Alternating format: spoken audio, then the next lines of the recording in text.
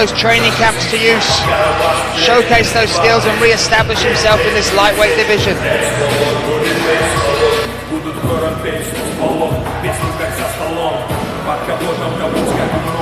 That's interesting. He's having some tape cut from the end of his gloves, I'm not sure.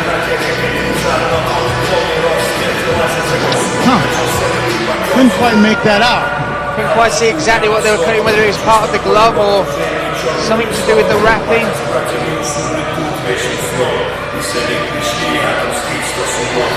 Final checks are done. Let's get it on. Alexander Shabili takes on Toninho Furo Santos.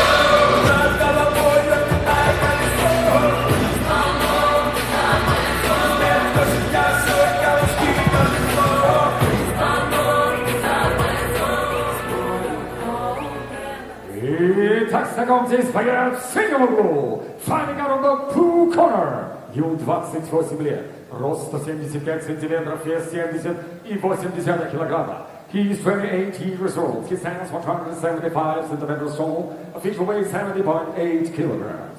Его профессиональный рекорд 40 боев, 33 победы, 7 поражений. His professional record 40 bouts, 33 victories and 7 losses. His style is Brazilian Jiu-Jitsu, representing Paraíba, Brazil. Please welcome Gladys Tom, Toninho Furia Santos. Его соперник в красном углу клетки. Бойцу 24 года. Рост 175 сантиметров, вес 70,8 килограмма. Его профессиональный рекорд состоит из 18 боев, 15 побед, 3 поражений. Его стиль ММА, дамы и господа, из Ростова-на-Дону, Россия, встречайте, Александр Шабли! И рефери в категории Herb Dean.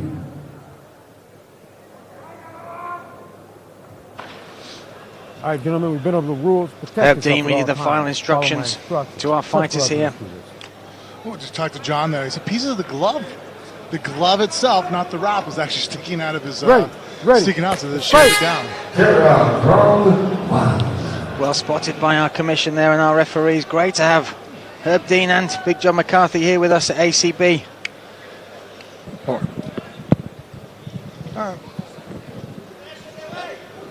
He sees it.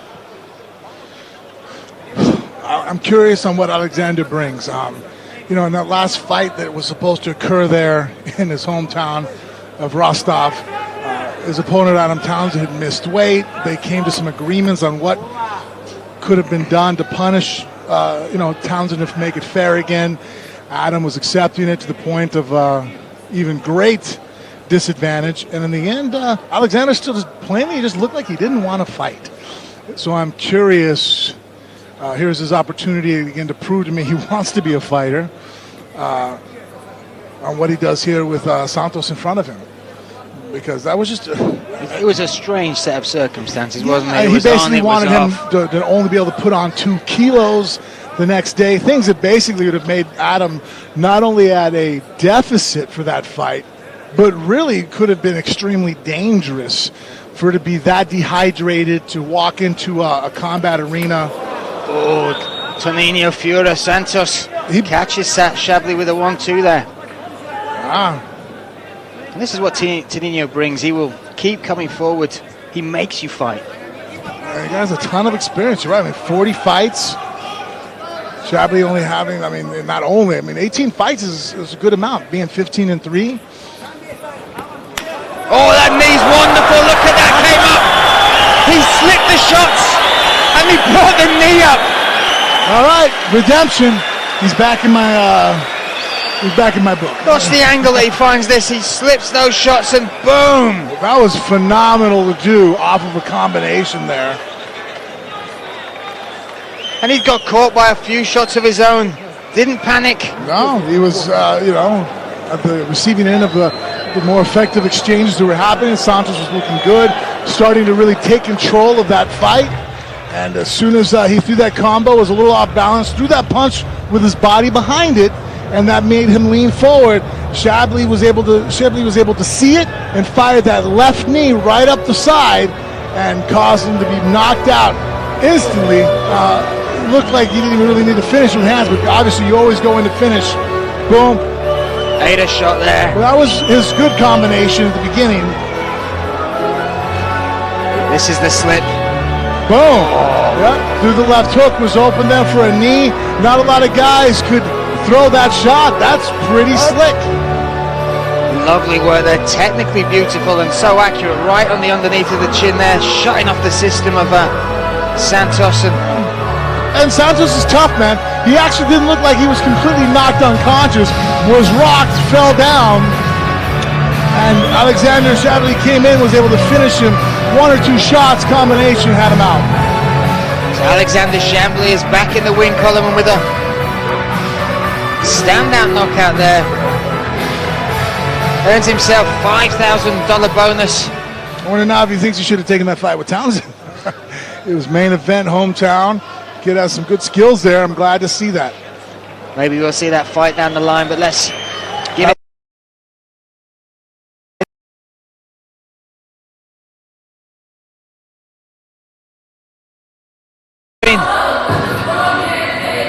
Their talisman is back in the win column with a superb, sublime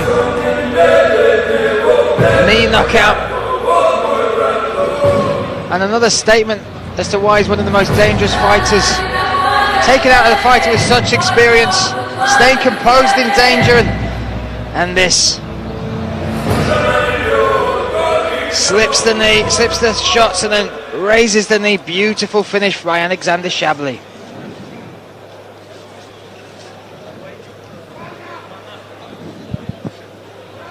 Дамы и господа, мы продолжаем, и в Грозном становится все жарче и жарче.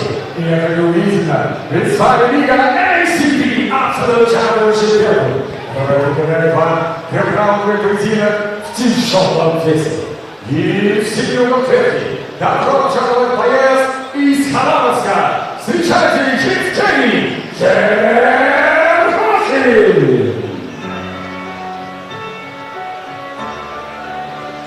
Моя игра. Баста.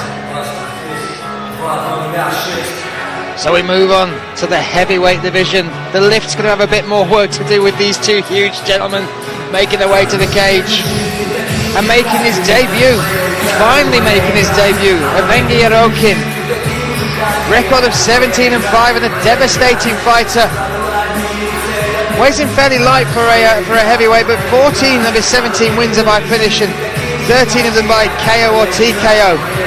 He has one submission, but even that is to punches. That is the sort of power this man possesses, and that lighter frame for a heavyweight allows him to have the movement and footwork of somebody of a lighter weight class, and that opens up the opportunity for the big shots. If you can use it well, you don't have to be the bigger, stronger guy in the heavyweight division to always have success. If you're going to be smaller, you have to take advantage of what that brings to the table, and Evengi does. He uses the fact that he's lighter to use movement to create angles to then be able to establish throwing his shots and not just being a bulldozer standing in front of people, because he lacks the pounds, kilos to be really effective at that. So moves quite much more like a light heavyweight. He's just basically a little too big to cut down, but still stays light enough at the heavyweight division that his attribute and his advantages are the fact that he's a little lighter. Waited a long time to make this debut. We're set to join us in Sheffield, I believe, at ACB Sheffield, which was a fantastic event, but that got moved. Now he's been moved to this event, and this is the big show of the year, so he's actually been bumped up to take on the former champion as well. But he's been in there with tough names, and he's got wins over the likes of Emmanuel Newton, Brandon Cash, Tim Hague, Jeff Monson, Mike Kyle, Eric Prindle, Brett Rogers. So he's been in there with some killers of the heavyweight division, and he's proved himself. Maybe looking to prove himself again here with a spotlight on him as he debuts at ACB 67.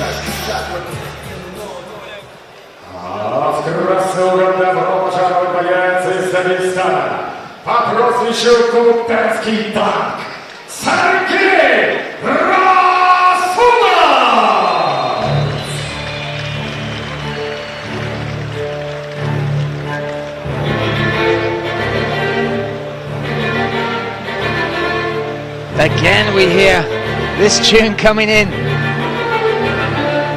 And a very fitting one, a daunting prospect to fight this man. Weighs in bang on the heavyweight limit of 265 pounds. Salingeri Razulov, former champion, the first ever heavyweight champion for ACB. Lost his title to Denis Goldstov back at ACB 50. Got beat fairly decisively and was just dominated with basically a single strike. A nice strong left jab from Denis Goldstov, and he couldn't really find a plan B. No, he couldn't. He just, you'll see later tonight the champ Goldstov has an excellent jab, but Rusulov just never seemed to be able to nullify it. I remember late, though, I think in the 5th round or 4th round, he finally landed, I think, a left hook, and he had his moment to where it's like, well, if you'd have started that earlier, maybe the fight would have been different. Absolutely. But I was really mesmerized by the athleticism of Goldstov, which is understandable. He doesn't move like a typical heavyweight.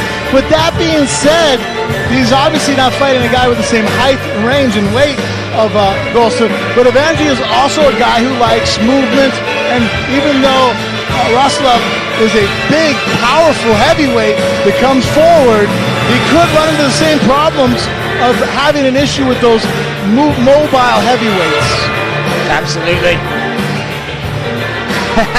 Dean Garnett sneaking in there, the graphic dropped of his face behind Salingeri Razulov.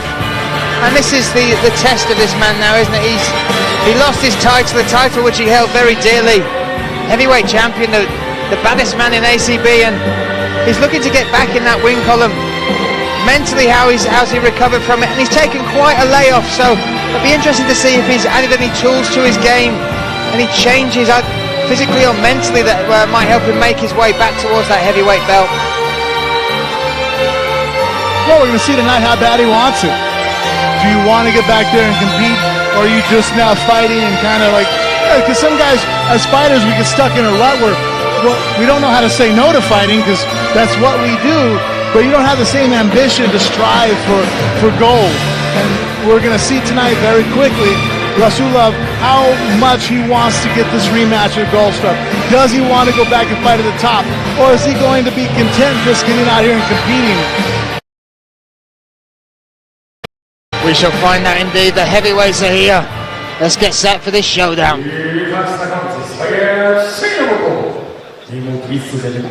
Рост 185 сантиметров, вес 104,8 килограмма. Профессиональный рекорд 20 побоев, 17 побед, 5 поражений. И его стиль ММА. Дамы и господа, из Хабаровска, Евгений Берхамов.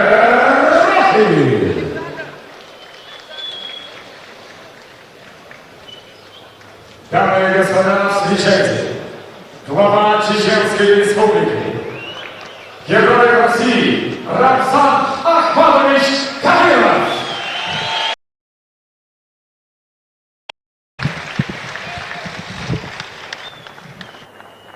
А вот его соперник красного губернии. Ему 30 лет, рост 182 сантиметра, вес 120 килограммов ровно. Профессиональный рекорд состоит из 22 боев, 15 побед, 7 поражений. Его стиль ушел всегда. Дамы и господа, из Дагестана, Сергей Кунтерский так, Расулов! И ваш рефери в октагоне, Биг Джон Маккарти.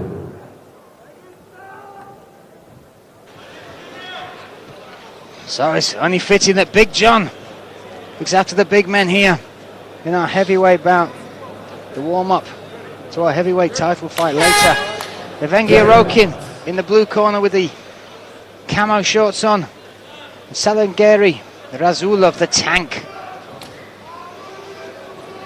in the red corner with the black ACB shorts.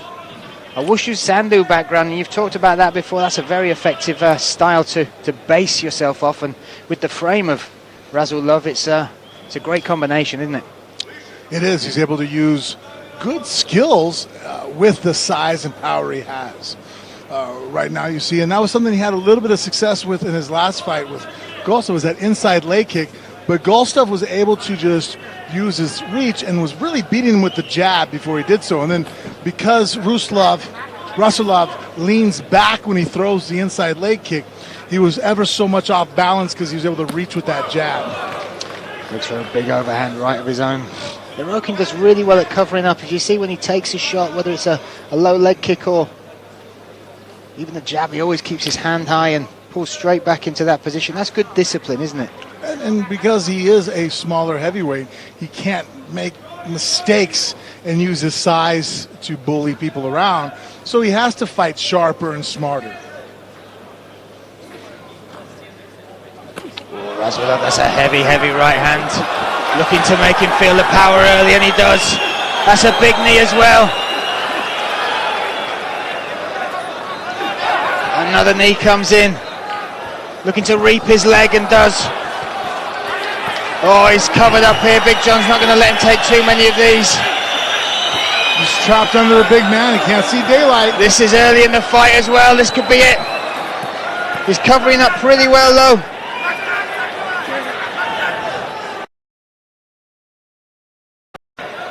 He needs to start looking like he's trying to improve his position.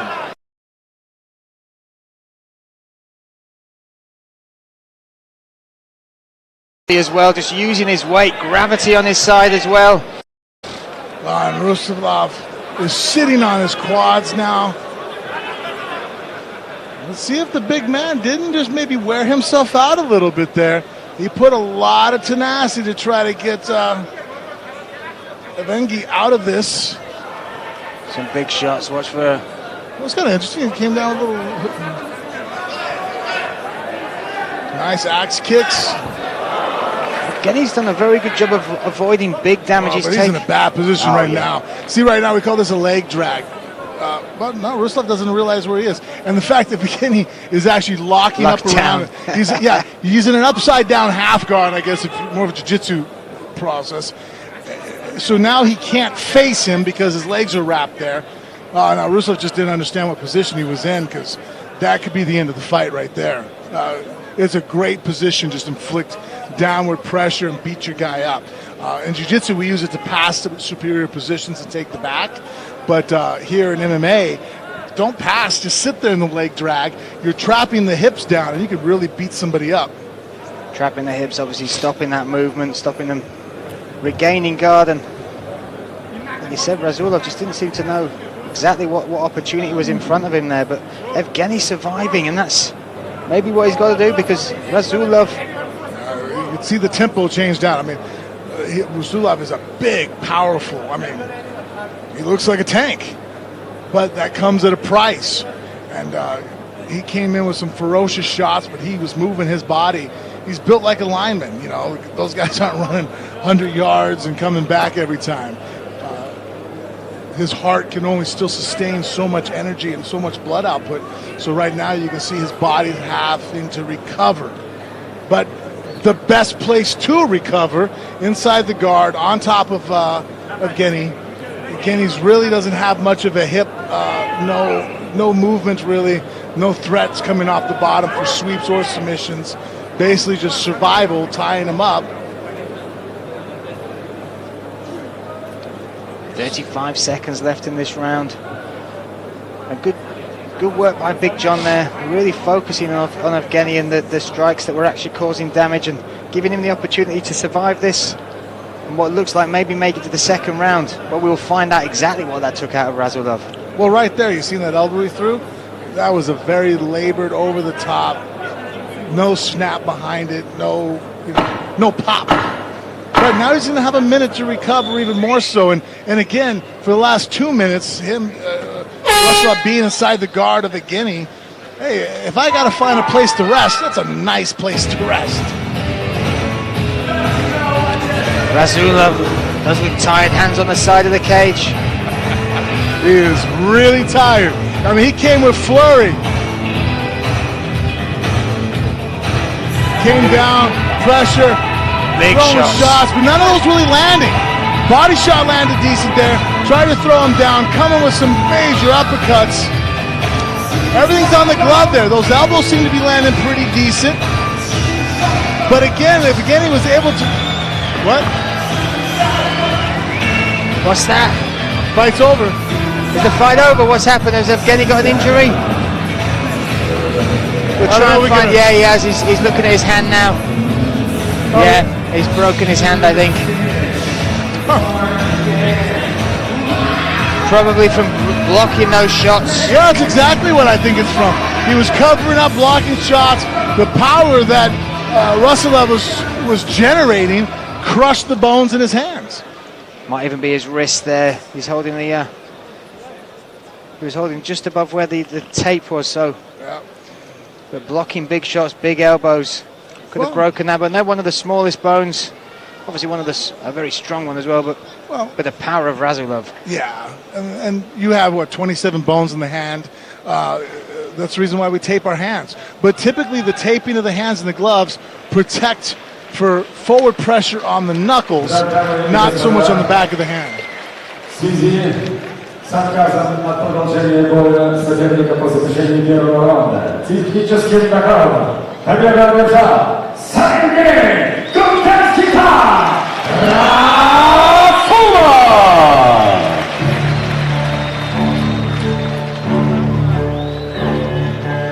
So here, incredible coming for there. There's tanking forward, throwing heavy shots. That uppercut to the body was probably the best shot on his feet he landed. Here, just raining down blows, but here's why the hand probably was broken. Protecting the glove.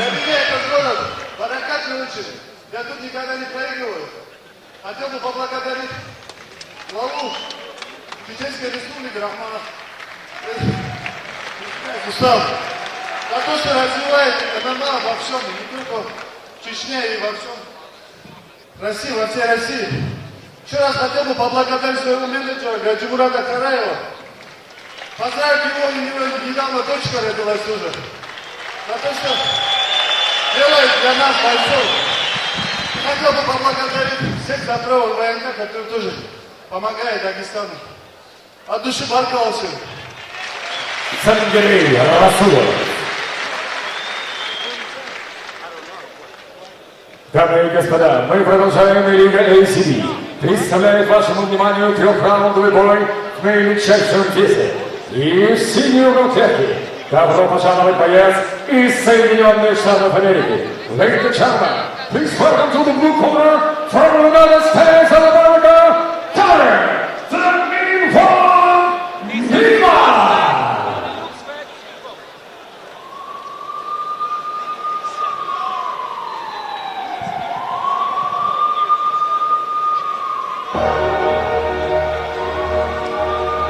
Now making his way to the cage from New York City, Darren the Mean One Mima. Very, very exciting fighter, a powerful fighter for this flyweight weight class as well. Currently riding a good 3-fight win streak, and all of those wins are by finish. In fact, only 6 of his 13 fights have ever made it out of the first round. An intense fighter, but very, very skilled. Never been KO'd or lost by decision, but all of his losses are by sub, and that is exactly the same, the mirror image of his opponent tonight, Razul Albaskanov. Both of them are finishers, but both of them have only lost by submission. And trains out of Black Hole BJJ. Also has done some of his camps with Ray Longo and Chris Weidman down there at their MMA gym as well. So surrounds himself with good people, really hones his skills. But he's going to need them all tonight, taking on former title challenger Razul Albaskanov. We'll see if he's able to cover up. I mean, the fact that he's tough, he's powerful, he wants to finish fights, striking. He's gotten in trouble with ground, but you can see that he's identified that. Working there with Weidman, who's a black belt in jiu-jitsu, under Renzo Gracie.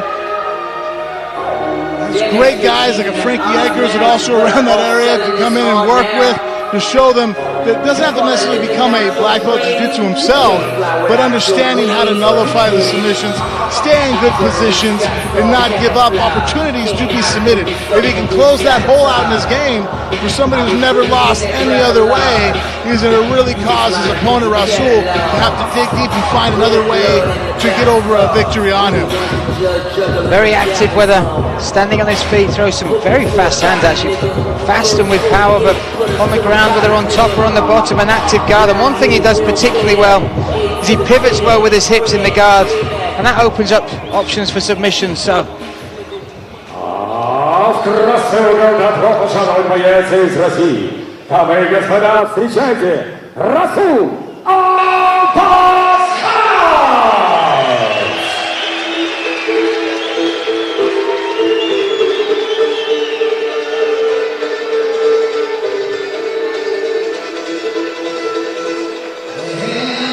And here comes Rasul Albaskanov. Like I said, former title challenger. His last fight was at ACB 57, and that was a beautiful grappling match to watch. A very close decision win against Ruslan Albatarov, who's a fantastic fighter. Rasul always brings intensity. One thing you have to watch out for this young man is his guillotine. He will dive on it. He sets it up so nicely. Sometimes goes for it a little too often. It is his go-to move, but he's had such success with it. Well, when you have a move like that in your toolbox, sometimes you can fall in love with it and become predictable with it. But again, you don't want to stray far from it because it's what's brought you there, where you've gained success. But it's about placing it in the right time, when to use it. And the funny thing is that also his 2 losses come from the guillotine. Exactly. So he loves that weapon to apply it, but it's also been his thorn in his side. Has to watch his gas tank as well. With intensity comes ferocity. And he did pay the price a little against Anthony Leone, who, when I spoke to him before that fight, he was saying, if I can defend the guillotine, if I can make him work as hard as he wants to try and get it, survive that, then second and third round I believe I can catch him, and that's exactly what he did. He survived 3-4 attempts by Rasul Albaskanov in that first round alone to try and take his neck. And then in the third round, Anthony Leone managed to get his, do a mounted triangle, very vicious triangle, guillotine, sorry, that put him to sleep. But since then he's bounced back with that great performance at ACB 57. He still has his eyes firmly set on ACB gold. But he's taking on a tough challenge, the experienced, the skilled Darren the Mean One Mima.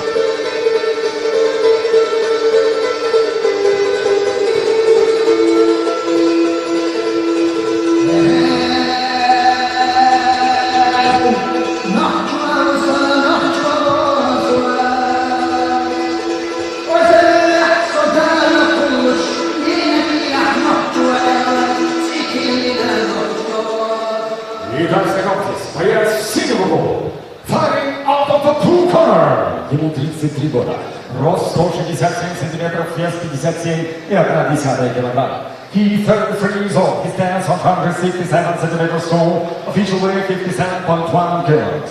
Его профессиональный рекорд 13 боев, 9 побед, 4 поражения.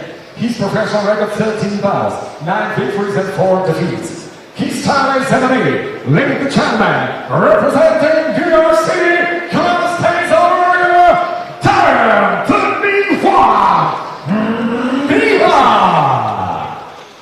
И его соперник Расул, бойцу 27 лет, рост 165 сантиметров, вес 57,1 килограмма. Профессиональный рекорд 8 боев, 6 побед, 2 поражения и восьмибойная борьба. Дорогие друзья, из прекрасного Россия, встречайте, Расул Албасханов! И ваш рефери, Berkhamov.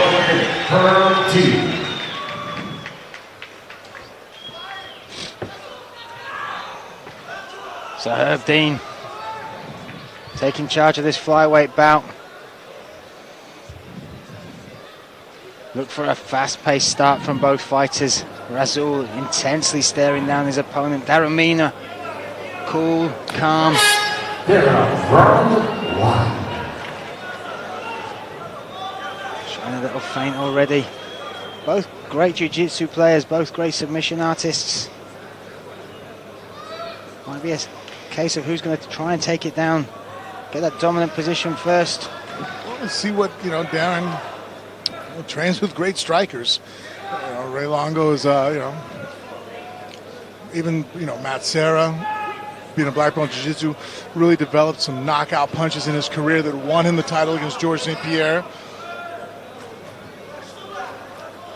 Rasul. You have, obviously, Chris Weidman knocking out Anderson Silva and his historic rise to becoming a champion in UFC. Just a great area. Alaquinta. Oh yeah. A great turn of the corner there from Rasul. Beautiful. Now he has the half guard. He can dump him over.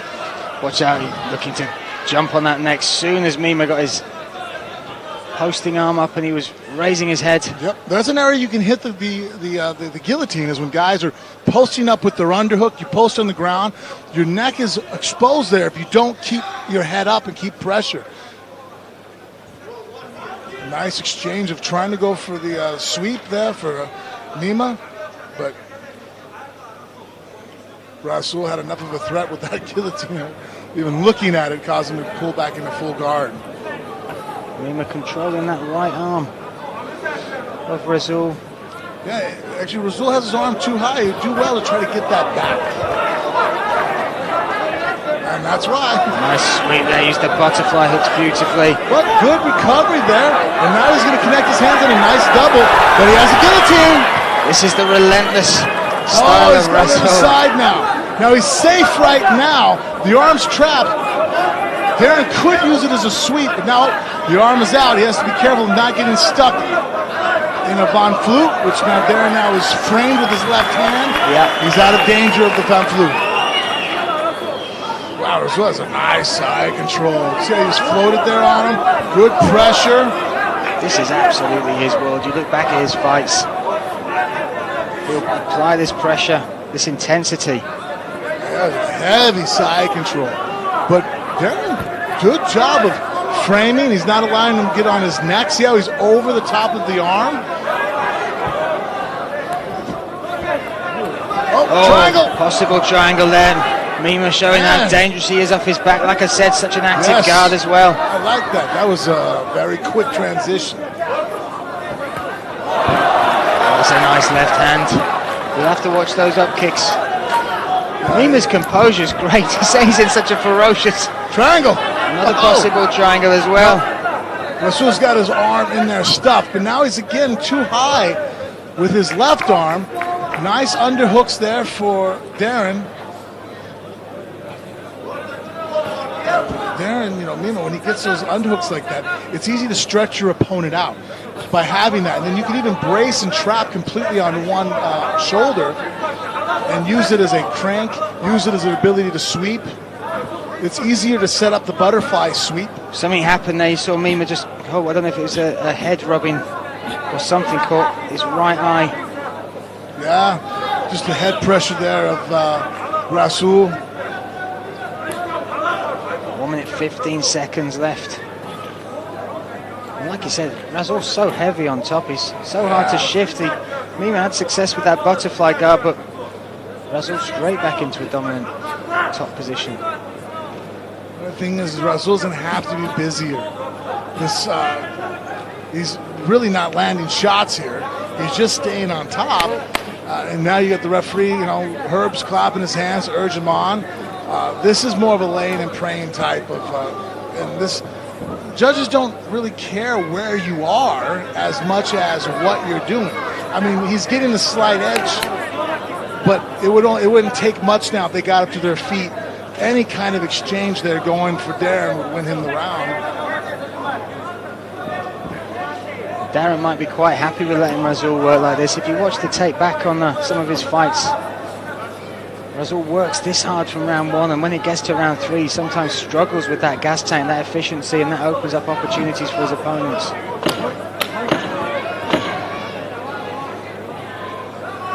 Looks like we will see round 2. Mima's just so dangerous off his back with the sweep. I think that Rasul is just very tentative now about getting reversed. And he might still be under the assumption that's the old judging criteria, where you're getting a takedown and being on top guarantees you a victory on the round. And here, Mima had a nice guillotine wrap. Rasul was able to cartwheel over to the safe side, meaning your head and your legs are on opposite side of your opponent's body as he's applying the choke.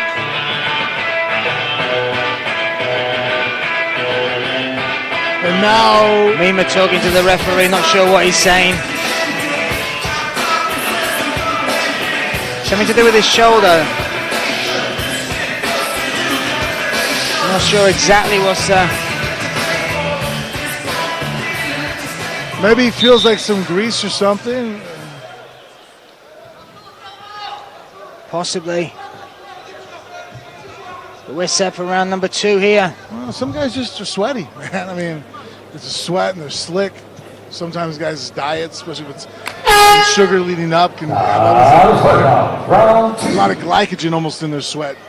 Glycerol, and it causes it to be greasy. To Darren Mima in the blue corner. Razul Albaskanov in the red. Oh, spinning back fist just centimeters away from the chin there of Mima, but great control of distance moving backwards. Yeah, and Mima, you see, he's starting to try to employ some of those trademark Longo type of just getting the hands busy. They're big on just, throwing the shots, landing shots, but not necessarily loading up to try to kill your guy on every shot. He's shaking his hands now in that type of mindset. But Ray, Longo, and them want the punches to extend. They're more or less, okay, make contact. Let's hit combinations, move our head, move off angle. Chess match between these two now early in this second round.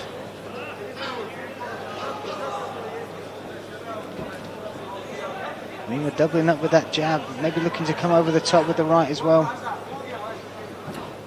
He needs to go ahead and aim at the sternum there for Mima. I think if he aims at the head, Rasul, you can see, does not really want much for stand-up.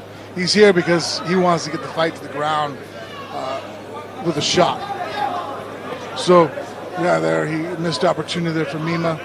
He had him stunned with the jab, but didn't follow up with an uppercut. So, and on the flip side, Rasul needs to go ahead and throw a combination to start getting that takedown.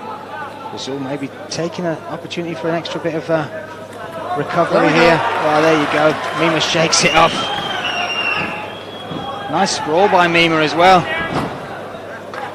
Oh, this is Rasul's favourite trick. Watch him try. He tried to jump over. He changes the grip. Look at this. Oh, this could be it. This could be. He's tapping. And you can see Darren Mima. He knew that was the move. He knew. He tried to cartwheel over the legs and was stopped. At that moment, he should have front rolled, possibly. Who knows if that would have helped him, but he stopped, reassessed the situation, and that was all Rasul needed to get the power guillotine in. Was able to get his hand on his forearm by putting that right hand on the shoulder. The trap creates such a strong point of leverage. It makes that choke so tight that if you stay there, you get choked with it. There he wraps it. Like most people would tell you, what Rasul did right there to set that up is wrong. Yeah. But because he's so effective with his guillotine, so much confidence in it, he was able to go ahead and secure it and lock it up. There, Rasul wearing the t-shirt of his brother on there. His brother unfortunately passed away. And he's...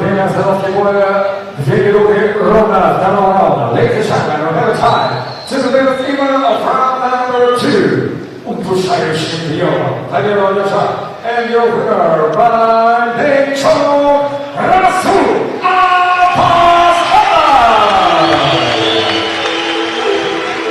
Great victory there from Rasul Albaskanov.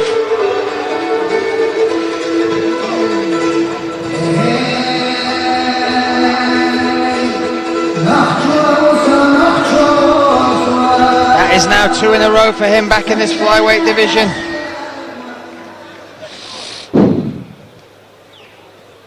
Дамы и господа, Лига ACB представляет вашему вниманию трехраундовый бой в легчайшем весе.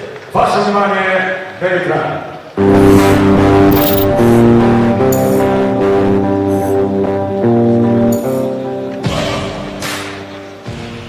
Меня зовут Дин Гаррет, я из Ливерпуля, Англия. Я готовился в клубе Беркhamов прошедшую неделю. Прошел акклиматизацию в Грозном. Наслаждаюсь своим прибытием в городе Грозный. Я буду драться с бывшим чемпионом Мухамедом. Он сильный оппонент, хороший удар, хороший боец. Но я верю, что я настоящий чемпион в этом дивизионе. Я лучший в категории 61 килограмм в Лиге ACB. Это бой, где я покажу все свои навыки ударной техники, борьбы и джиу-джитсу. Доминирующая борьба покажет, что я номер 1 в этой категории. Я настроен на победу, и только моя игра, что подходит к концу, такой вопрос выйти, показать грозненских болельщиков. Вот красивейший бой. Ну, он такой, зарабатывает, идет вперед, как на полисе такой. А так, он такой ничего не делал, что я не видел до этого. Авансации какого-то нет. Я вижу и слабый, и сильный, что пару боев посмотрел, изучил. Ну, я думаю, такой зрелищный бой у нас получится, потому что мы стилистически не подходим. Я который двигаюсь, а он идет вперед. Там такая война стилей будет, я думаю.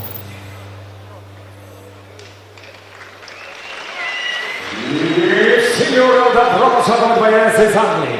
Welcome to the blue corner from England, Team Carnet.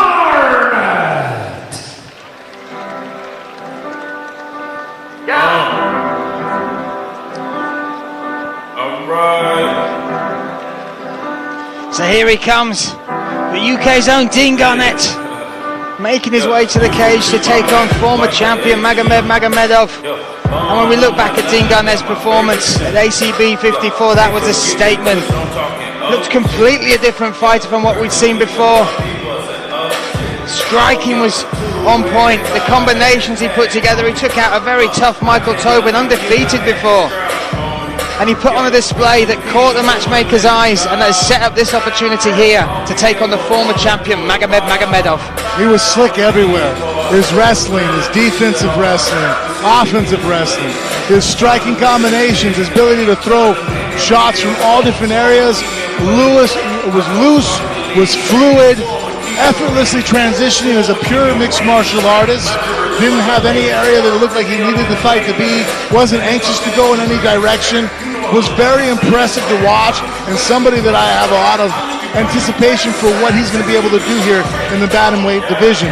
And this is a huge test for him, but if he comes through successful tonight, I feel that a title shot is definitely warranted.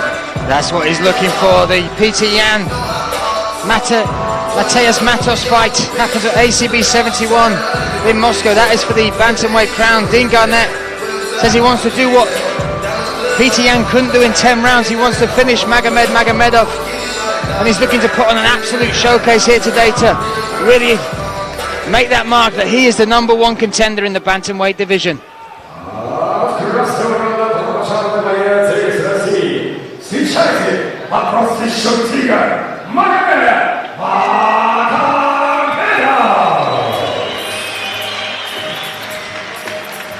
So here comes the former champion Tiger Magomedov. We witnessed him last year in 2 Fight of the Year performances against Peter Yan. Won the first one, lost his belt in the second one at ACB 57. A tough fight in a close round. Showed exactly what he was meant with. You know what you get with Magomedov. He is a great striker, a great wrestler, but he just keeps coming, and that is when he's had 5 rounds to do. He's down to 3. He knows this stylistically is a matchup that works for both. It might not come down to technical skill, it might come down to decision making in the cage. He does have that ability to just be tenacious, and that's sometimes not common with guys at his skill level. The fact that Magomed is such a good fighter in all areas, well-rounded himself, slick, great wrestling base, but really just great striking. I really have no area of the fight where I can say, well, he needs to take it here. Both these guys are so well-rounded. Berkhamov has shown that he can fight in 5-round wars and still move forward. And here tonight, he has a situation where it's only 3 rounds. Does he pick up the pace? Is he able to push even more and really impose his will? Because even though he's a very skilled fighter, I feel Dean Garnett is a little more tactical, a little slicker of a fighter. And Magomed is bigger and stronger, and maybe in this situation tonight can try to bully him around a little bit, and that'll be what I feel be his keys to being successful tonight and moving forward. Well, this without a doubt is the contender fight that everybody's been waiting for in this bantamweight division. Dean Garnett made noise about this fight. He wasn't being disrespectful. He knows this is the biggest challenge, but he also knows he brings a skill set, a fight IQ that he believes Magomedov's never faced. He said he's going to program him, going to make him not know why he knows what he's doing. Рост 67 сантиметров, вес 61,7 килограмма. He is 29 years old. He stands on 167 centimeters tall, of each weighing 61.7 kilograms. Его профессиональный рекорд 8 боев, 8 побед. His professional record 8 pounds, 8 victories. His style is ACB. Ladies and gentlemen, representing Liverpool, England, introducing the undefeated Berkhamov. He was a very красный, and his opponent fighting out of the red corner. Лицо 25 лет, рост 170 сантиметров, вес 61,5 килограмм. He's 25 years old, he stands on 170 centimeters tall, of each weighing 61.5 kilos. Его профессиональный рекорд 15 боев, 13 побед, 2 поражения. His professional record 15 pounds, 13 victories and 2 defeats. Его стиль ушу всегда. Дамы и господа, ladies and gentlemen, из Татарстана, Россия, Mukhamed Tiger!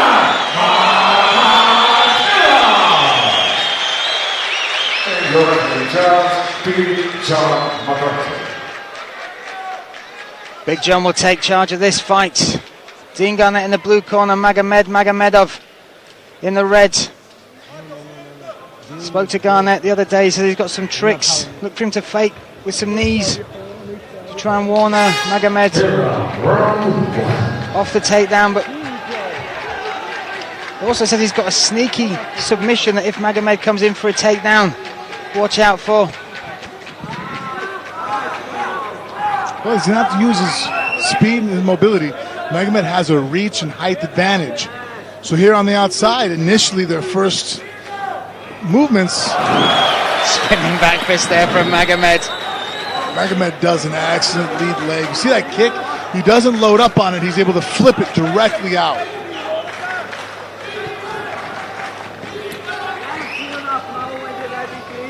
Dean Garnett moving forward. Very, very elite wrestler as well, Dean Garnett. There with the overhook and wrist control. I like that trap. Almost like the John Jones did to Shera, where they bend the elbow and there's... Well, no, and also too, he had the overhook and he reached over and connected. Oh, he's dropped him! Dean Garnett's dropped him early. Great sprawl there. What? Pushing down, see if he can turn the corner. He can't. He's snapping him back down again. He's going to work him with the front headlock. And right now, the fact that Magomed has a hand is keeping him from cutting the corner, but it's also making it to where all the pressure is being held by his lower back. Oh, nice cradle. Look at this. Oh, that's interesting. He let the arm go. I got to use the cradle to pass. Easy to get top position. And it looks like Magomed still hasn't recovered from that shot. He fired that takedown from really far away, uncharacteristically of his past fights. And now he's moving. Garnett's definitely earned his respect here, but Magomedov also hits hard, so at this point can't make a mistake and let him back in. Coming in with his head down like that, he's got to be careful because Garnett's got great knees. He showed some... And a slick uppercut. Absolutely.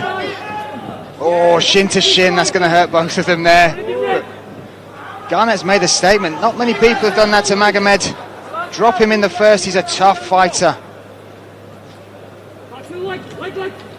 And Magomed uses his head to throw his punches. He's taller, he could sit back and throw, but he leaps in. And Garnett is much more disciplined as far as with the basics of throwing punches. He doesn't lead with his head, which allows it to where in that exchange, that's why he landed such a great shot. He throws and pivots and keeps his head behind his lead knee.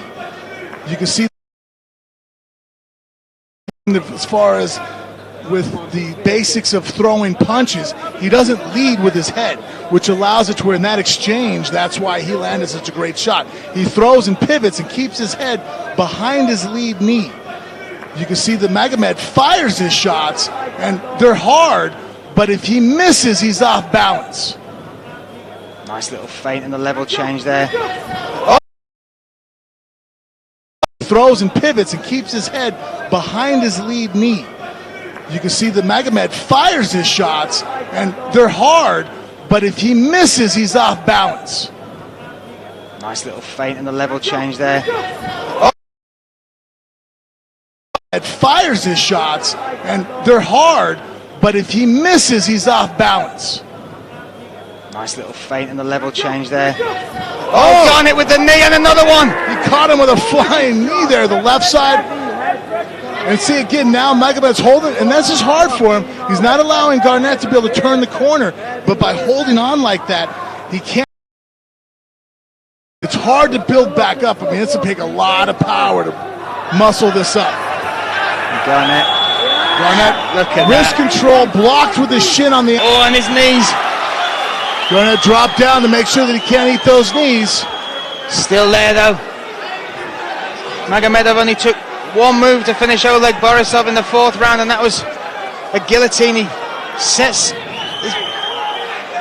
up nicely, and he puts it deeply under the neck. Oh, he's got the hand wrap.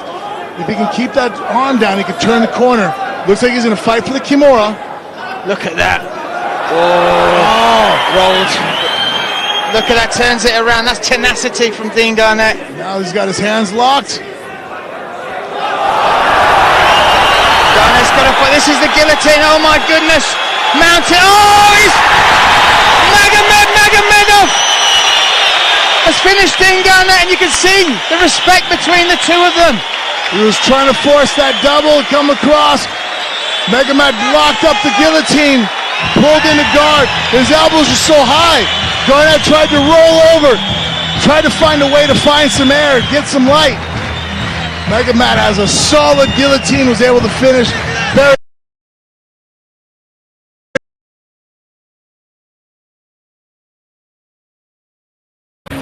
Fighters, please. Come to the center. Дамы и господа, время остановки боя 4 минуты и 19 секунд первого раунда. Ladies and gentlemen, we have a tie for 190 seconds of round number 1. Удушающим приемом победу одержал.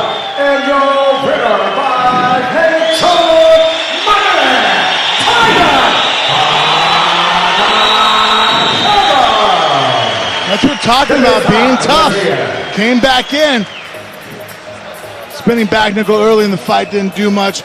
There was the punch that dropped him. Great respect between these two. They both said this will be their... Inside leg kick, caught with the right hand. Combination being thrown through, and there was the final guillotine that ended the fight. Wrapped up tight. Garnett wasn't able to get the pressure down and stack.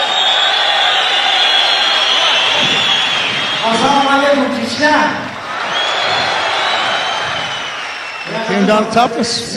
Кто в этом зале есть, которые поддерживали меня, ваши крылья меня мотивировали, идти вперед, хоть пропустил пару раз. Спасибо вам большое.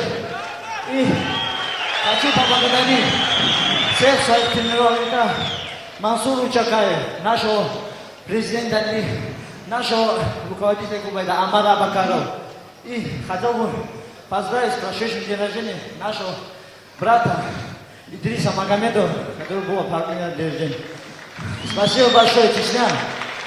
Без вас я бы не справился.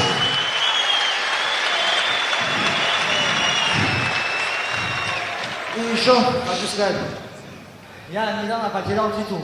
Я хочу его вернуть как можно скорее. Чечня, спасибо еще раз. Mukhamed, Tiger Magomedov.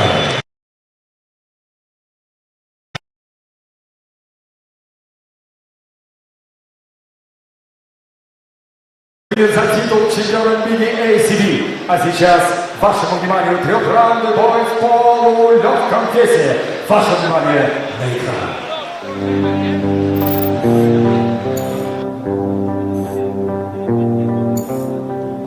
Меня зовут Луис Паламино, по прозвищу Бабун.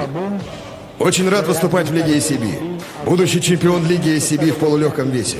Мне предстоит встретиться с Юсуфом Раисовым. Он очень хорош, молодой, голодный до побед. Я уважаю всех без исключения бойцов, потому что только чемпионы по духу могут войти в клетку. Тебе нужно думать как чемпион, вести себя как чемпион, быть чемпионом. Я здесь, чтобы стать чемпионом в этой лиге. В полулегкой весовой категории. Я представляю команду Джексон Линк из Нью-Мексико и Янг Тайгерс из Майами, Флорида. Я перуанец. Я родился в Перу. Я здесь для победы нокаутом. ACB, жди нокаут.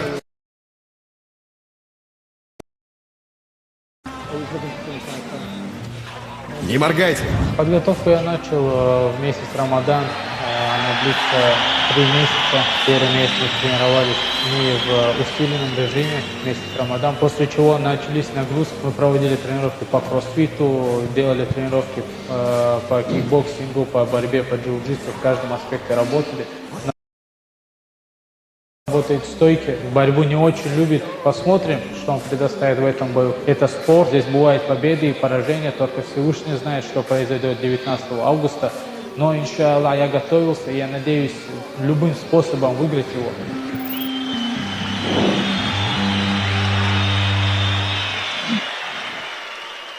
И в синий угол клетки добро пожаловать боец из Перу. Welcome to the blue corner from Peru, Luis Papun Palomino.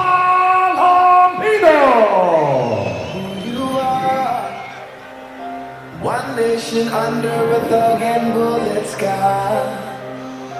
Young nation, no revolution and no cause. One nation, young, black and dangerous by far. So we welcome to the ACB cage for the 3rd time, Luis Baboon Palomino. What a fighter this man is, a massive record, lots of experience, and put on performances. Musa Hamanayev in California, Irvine, took a beating in the first round, didn't break mentally, came back and finished Musa, which is a very, very tough thing to do. Then in his second fight against Marco Schmitz at ACB 61, just grew and grew to a decision victory. And when we talk about inside the wrestling coach, who's an Olympian that he's got with him for this fight today, and he's a finisher. Every win he has had in the cage since 2012, apart from his last fight, is Marco Schmitz. He was offered a fight against the champion, but that was too far away. I think that was September or October. He wanted a fight before that, and they've given him Yusuf Raisov, who he believes is the #1 contender, and he thinks if he wins that, that sets up the title fight. I agree with him. Palomino is just really, in the last couple of years, come on strong. He's well-rounded. He's tough. He can come back. He's that guy that just because you beat him up in the first round doesn't mean he's backing down. You better prepare that he's going to come back roaring back. He's had some tough fights with one of the best featherweights in the world, Justin Gaethje, who's a phenomenal fighter, undefeated, and he's put him through wars. It shows you what caliber and level that Palomino is. Trains with some great guys there at Winks. Jackson, we don't have to say a lot about that camp. We know what they bring to the table. Great stuff. And now, get ready for this pop.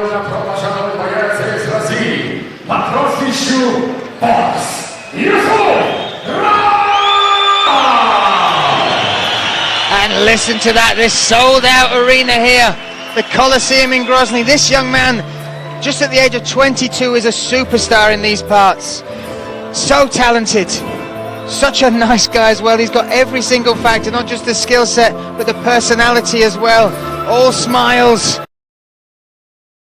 ACB 55 against Valdine Silva, a Brazilian Jiu-Jitsu back battle. And when he got it on the ground, he submitted him with a head and arm triangle, which was beautifully set up. This young man has all the makings of being the superstar for ACB. The thing, that little small bit in his armor that everybody seems to pick up on, is just mentally. But in the Balayev fight, he said even himself in the first round, he felt like the other guy was better than him, and he's now going to get tested against Palomino, who's been in deep, dark waters. You've talked about the Justin Gaethje fights. They're amazing fights. He's battle-hardened, battle-tested. If Raisov can get through this fight, and impressively, that could be the next step in the evolution of this young fighter, and we could have, what I've said before, a superstar on our hands. Raisov, in that fight against Balayev, was incredible. He fought so skilled. He just ran into something that, if you haven't seen those fights with Marat Balayev, I can't describe it. Yeah. He's a machine. He's a monster on a whole different level. It's hard to even explain. Something that, if you haven't seen those fights he's a machine. He's a monster on a whole different level. It's hard to even explain. War with a monster like that, and we'll see, because really he's facing Palomino, who's just every bit as tough, probably is Merat, the champ, but I think more with a monster like that, and we'll see, because really he's facing Palomino, who's just every bit as tough, probably is Merat, the champ, but war with a monster like that, and we'll see, because really he's facing Palomino, who's just every bit as tough, probably is Merat, the champ, but war with a monster like that, and we'll see, because really he's facing Palomino, who's just every bit as tough, probably is Merat, the champ, but with a monster like that, and we'll see, because really he's facing Palomino, who's just every bit as tough, probably is Merat, the champ, but I think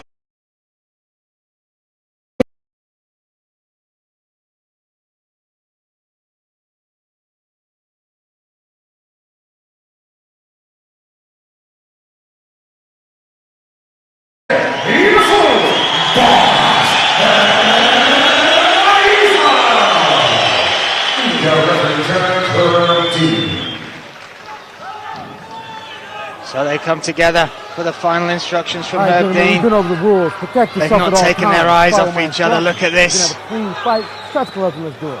Raisov's been baring his teeth. Palomino's been pacing. And listen to the crowd rise for this bout. Palomino in the blue corner. Raisov in the red. Palomino has stepped into enemy territory. Showing up, focused. And Raisov has the crowd behind him, but you got to wonder if he doesn't come out successful, what he's really defending the honor of everybody here.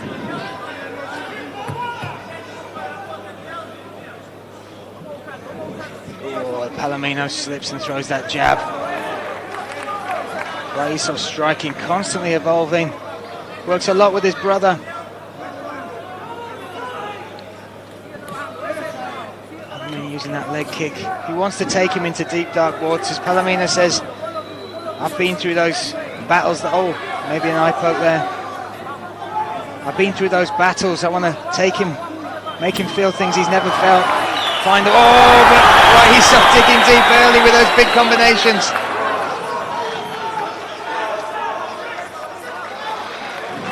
You can certainly see the right eye there. I think the one he was indicating was poked is swelling up.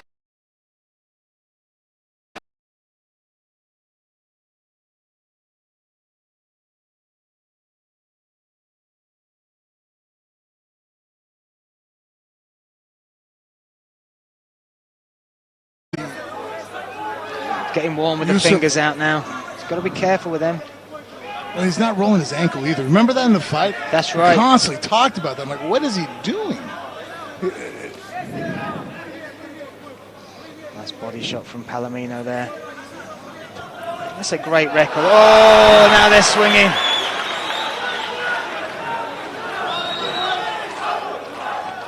There's his fingers extended again.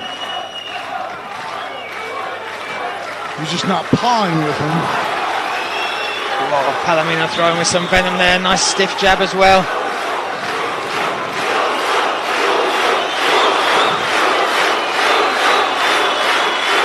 What an honour it is to be calling these fights. It's me, Brian Lacey, alongside Frank Mir. That knee caught him there. Did it? I didn't know. I couldn't tell with the bar. Maybe just glanced. Oh. Raisov's boxing looks pretty tidy. It does. You see the kid who's very diligent. And look at that for a switch to a takedown. Perfect timing. Great timing. Lulled him into it.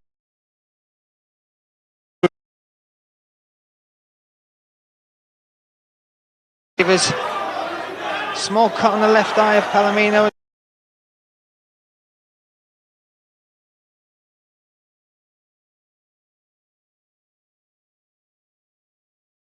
You're right, absolutely, from the last one. Doesn't look as oh, nice knee there, heavily muscled as he was before. Weight cuts were a big thing, an issue for him. Oh, and now they're swinging for the fences.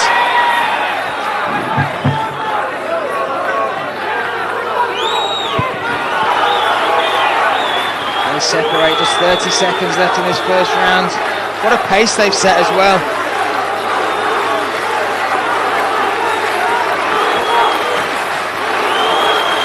Nice outside calf kick from Palomino. Mixes it up with a body shot as well.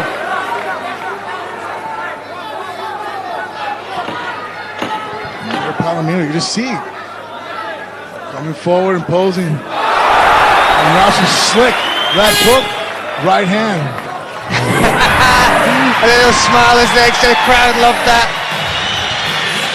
But don't be fooled, we've seen Palomino in bad positions before. The Musa Hamanayev fight, that was one where we were almost counting him up after the first round. Absolutely.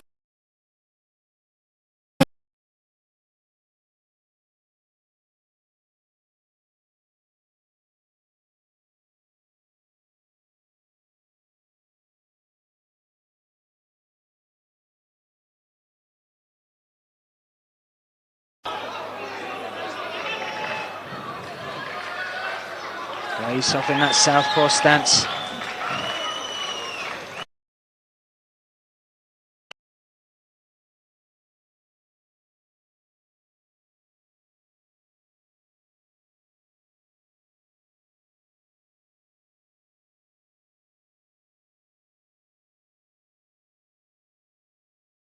In the distance and jumping in, but neither one is looking to get an angle. They're both just throwing down right in front of each other, and it's going to come down to who lands the more effective shot. Again, Ayusov switches the game up. It's a quick double, but that time Palomino wasn't coming forward when he timed that shot, so that's why he didn't have the same success as he had in that first one. Ayusov sticking like glue to him though as Palomino tried to turn out of that. Oh, nice knee to the body. And now he's got his hands connected. Big takedown. See, very Jake Shields-like. I love that position there. You see how he's got the legs trapped, now he's triangling them. He's sitting on top of it. Now Palomino's going to have to turn to his side to unhook him. There he did. Boom. Coming back up. Oh, he might have the rear naked. No, turns into it. Once short, Mr. Oh. Now Raisa with his own combination. Now this is where Palomino, this is where he's dangerous. All of a sudden getting taken down, almost getting choked. What was that? Couldn't quite see, that was a low shot to the cup there. Isov raring to get back. Reapplying the pressure here.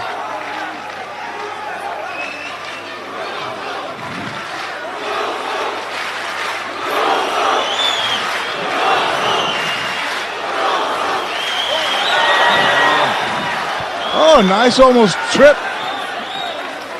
Palomino mixing it up.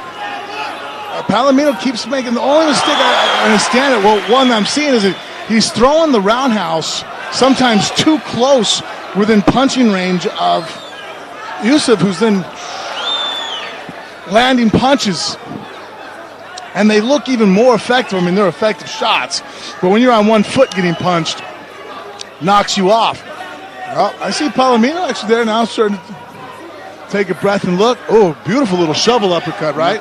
Beautiful angle. The same with that Schmitz fight back at ACB 57. There again, he's throwing that roundhouse too close. Yeah. Yusuf's too quick and explosive. He's not sitting back and just eating that shot. Covering up well as Palomino looks to get some shots off. Really putting the pressure on him. The question Palomino wanted to ask of Yusuf is, if I bring the pressure, if I throw hard, heavy shots, how will you react? It's Yusuf asking that of Palomino. Yeah, I mean, Yusuf fought back hard in that fight against Baliav. And I wouldn't question his heart. I wouldn't question the chin of Luis Palomino. Look at that, yes!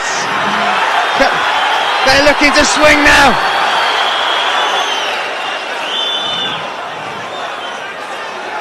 One thing I did notice in the short exchange off the cage before they stood toe-to-toe, Palomino dug in with a nice body shot, and Raisov is covering the head very well. Oh, another cup shot there from... Well, maybe that'll just get Palomino to stop throwing leg kicks that close. Because so far, every time he does, Yusuf is almost each and every time landed a great punch. Herb Dean just giving Luis Can't afford to Palomino. lose a point in this fight. Tell him to pick his shots. No bad intentions, obviously, above the ones of kicking the head off your opponent. But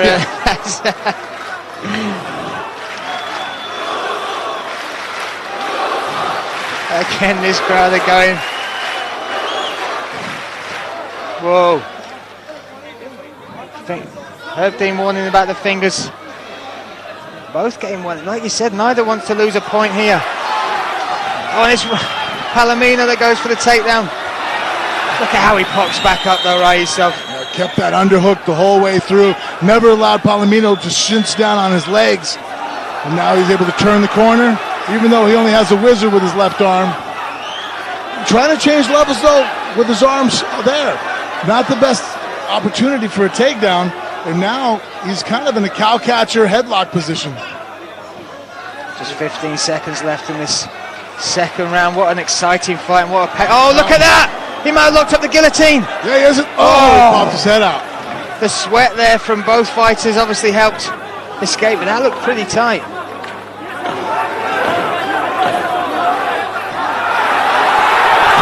Raisov again making a statement at the end of this.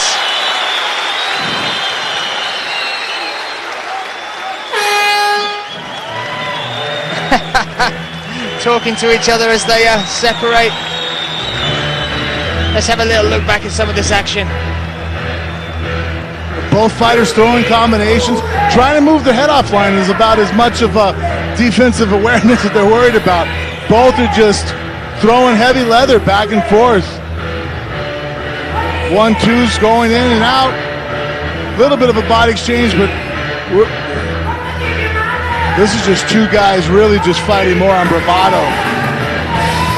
Nice double leg there from Yusuf. He locked it up, took down. 1-2 there from Palomino. He skipped in with it with the jab, lined it up nicely.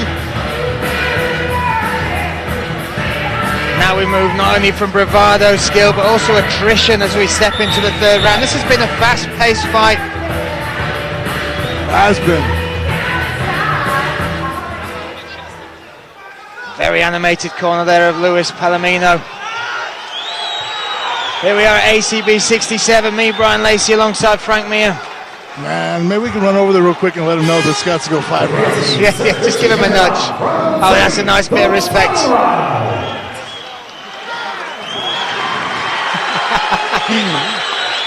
Oh, a nice little uppercut again from Palomino, digging deep to the body as well. The switch stance came with that uppercut underneath and tried to finish with the left.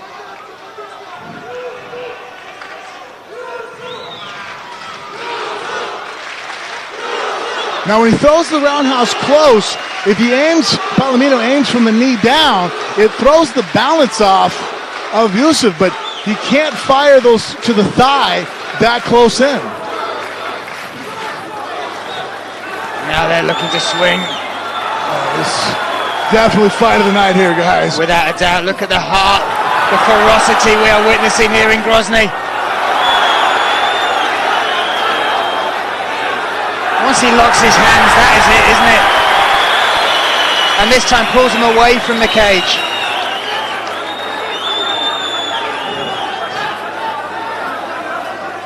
Great mindset, just even though they're in a war and they're battling back and forth, Yusuf didn't completely just fall in love with trying to stand toe-to-toe. When he saw the opportunity to land an effective takedown, he took it. Nice short elbows from Palomino on the bottom, but with 3 minutes 40 and the whole of Grozny behind Yusuf Raisov, he's got to get it back to his feet. Or pull out something masterful off the back.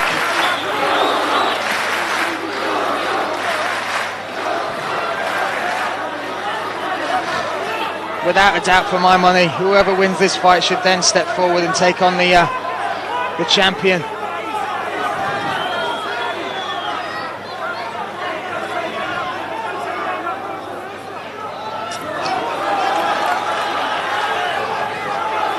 Raisov happy to work from that half guard position. I'm a fan of that.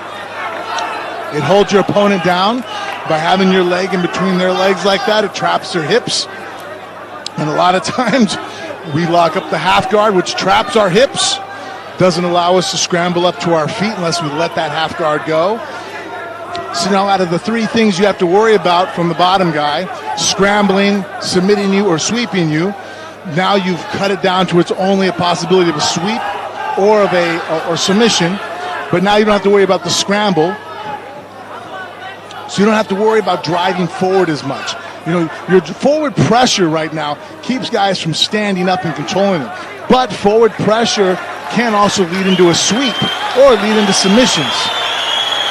But if I don't have to worry about you standing up, then I can keep more neutral pressure, rain down punches and strikes. Almost 2 minutes now, Yusuf's controlled in this position. With very little threat, so heavy on top, and with the Valdine Silva, he worked from this as well, and eventually worked into a head and arm triangle. The way he passed Valdine Silva at a high level, Brazilian Jiu-Jitsu black belt. Fast but powerful, the speed at which Valdine's tapped. Yes, it was cinched in. Oh. And it started out here where he was framing with the arm, but Yusuf had his arm wrapped around the head. Right now, the danger of maybe an Americana or a Kimura. See, oh, he's working. His hands, he's working the Americana. Look. Oh, switched over real quick. He's blocking. Now he's going to go to a beatdown position if he can keep that arms trapped. Look at the way he sliced that with a knee, but no quitting Luis Palomino. No, he's finding ways, trying to get some kind of way to get oxygen. Every strike Yusuf Raisov lands here is greeted by the crowd with a huge roar. Palomino needs to find a way to get back up to his feet. Oh, there comes the Americana lock again. And he's doing a good job of just keeping Palomino's elbows up high. He's up on the chest. So as Palomino bucks and tries to upa or lift his hips off the mat, the fact that Yusuf is so high up on his chest, it doesn't really affect his balance and his weight. He's smothering him by playing high in here. And he's very close to getting a beatdown position right now. Just 30 seconds left. And we ask the questions of Yusuf Raisov. Does he have the skills? Does he have the heart? Does he have the fight IQ? And he's shown every single one of those throughout this fight. And even to the point of that takedown in this third round, knowing what he's got to do. And he's taking chances too. He stood there at exchange and banged with Palomino. And now putting on a flurry for the home crowd here. Yusuf Raisov making the statement. Oh, there we go. That was a hard-fought battle, both fighters know. And there's the respect. They know they've been through a war together. They have earned each other's respect. And potentially the winner of this has earned a shot at that featherweight title. There was the takedown after the great exchange. Locks those hips. And once Yusuf gets on top, just had a great ability to stay heavy and was constantly looking for submissions and raining down shots. Just wasn't able to find any because Palomino is a savvy fighter, was able to do enough to survive and block and was trying to get back and work things, but just Yusuf's pressure was too much. A little bit of a heated, I mean, two guys are fighting back and forth. Both have a lot of heart, a lot of passion for what they do. Sometimes when the bell rings, it's not so easy to turn the switch back off. Absolutely. But both guys, once they came back to reality, nothing but respect, and that's what we like to see. Sportsmanship is at an all-time high. This one will go to the judges. This has been a treat for the crowd in a sold-out arena here in Grozny. Let's hand it back to Alexander Zargovsky. Дамы и господа, по завершении боя все судьи одинаково оценили этот поединок 30-27. Ladies and gentlemen, обладая раньше all judges are the rings from the same 30-27. Таким образом, единогласное решение победа наша.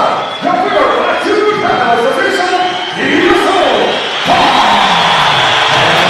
Just listen to that. A sold-out arena on its feet.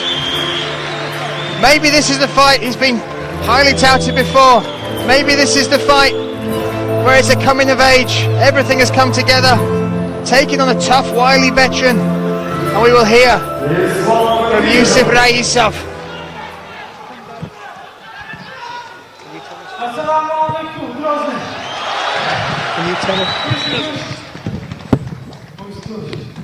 Огромное спасибо всем, кто пришел поболеть на нас. Я не думал, что будет так много народу. Я рад, что выступить перед президентом, перед нашим руководством. Огромное спасибо им, Аллах, Ресвичу, Масана. Огромное спасибо моей команде Беркут, моему брату Мухаммаду, который был для меня братом, диетологом и всем. Огромное спасибо всем тренерам, всей организации.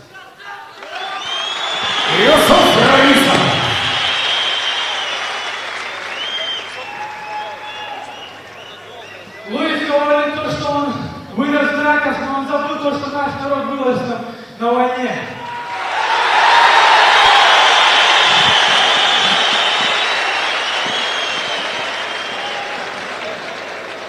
Дамы и господа, все ближе и ближе главные бои вечера. Представляет вам кровавый поединок в среднем весе. Ваше внимание на экран.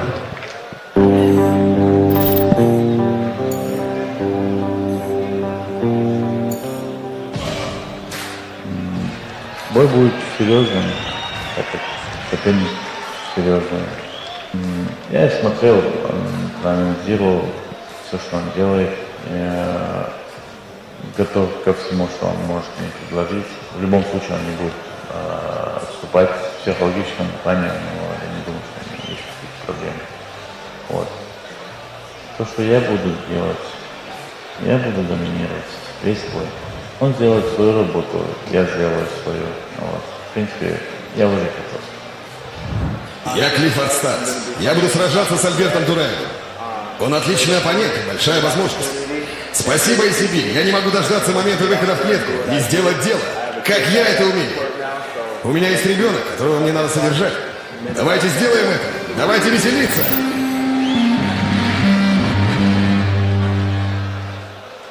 И сеньор Клетки, добро пожаловать в боец из Соединенных Штатов Америки по прозвищу Большой Кот.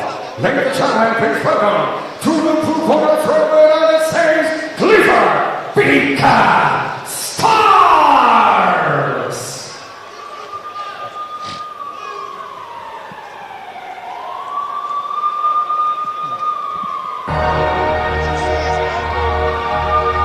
Oh yeah.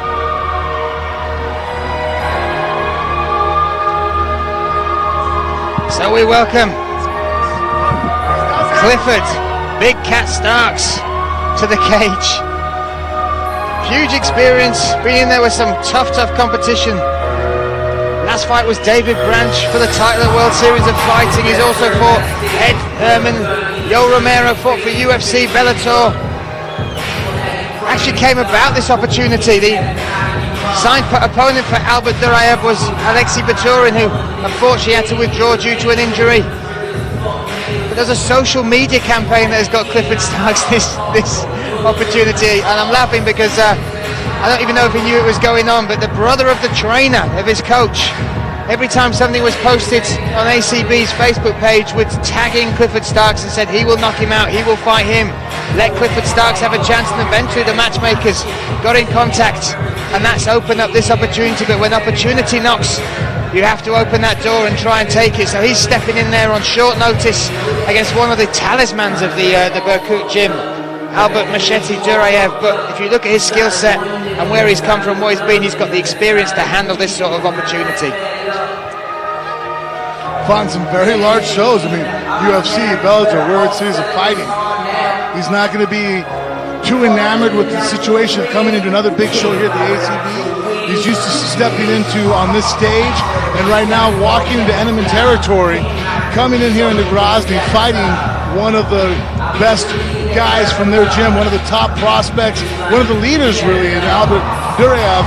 So he really is going to have to bring in a great composure, not to be overwhelmed. There's a lot of ambient noise and attention going on around this fight. Let's see how well he can focus and be him and use what he does have. A nice jab, good striker, well-composed fighter.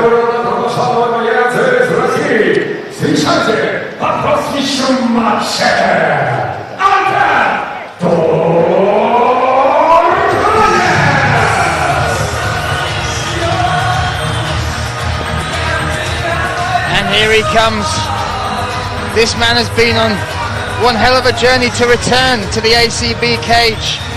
Albert Duraev, Machete, former welterweight champion, was supposed to fight Patrick Kinsell back in 2016, missed weight and was stripped of the title, then was looking to come back at ACB 50, got injured, and then was looking again to come back. He was supposed to face off against Vacislav Vasilevsky. Now that fight never came to fruition. Vasilevsky got injured on one date, but Duraev on another, and finally now he is making the walk, but stepping up into the middleweight division. I asked him how he felt being back in this division. He said he's had time for his body to grow into it. He feels strong, he feels sharp, and he's, despite the length of time away from the gym, because he's been coaching all the other fighters coming through, he's continuously been training, and he feels that ring rust will not be a factor. I like the fact that he's in there constant training, and the fact that he's taken some time off, a good thing for him. You know, all his losses have occurred from being knocked out. So when you see that, you want a guy to take time off as far as physical abuse to the head so their brain and their mind can heal, but you want to be active. So being in there, being a coach, keeps some skill set getting sharpened, being constantly improving, but not always getting ready yourself and being in wars, which a lot of guys make that mistake. They get a hard shot in fights and they take hard shots in practice. So I really feel that Albert is in the best situation right now, that he's had the rest, but because of the activity of always being in guys' corner, always being active in everybody else's camp, that his skill set never suffered from that layoff. Just saw there a shot of his brother Jotka Duraev, his younger brother. They train, they work hard together, and this journey he's been on in MMA, he's had a hard life. His family have been through some huge tests, but he said he felt he was always destined for greatness, and he wanted to do something, to be somebody that could change not only his world but his whole family's world, and he's done that with MMA, and he wants to get back here in the ACB cage and make a statement as to why he should fight for that vacant middleweight title. Итак, знакомьтесь, здесь боец синглу, fighting out of the blue corner. Им 36 лет, рост 177 сантиметров, вес 84,2 килограмма. He is 36 years old. He stands at 177 centimeters tall, official weight 84.2 kilos. Его профессиональный рекорд 16 боев, 13 побед и поражений. His professional record 16 bouts, 13 victories and 3 losses. His title is MMA, ladies and gentlemen. Representing Canberra, United States of America, please welcome Clifford B.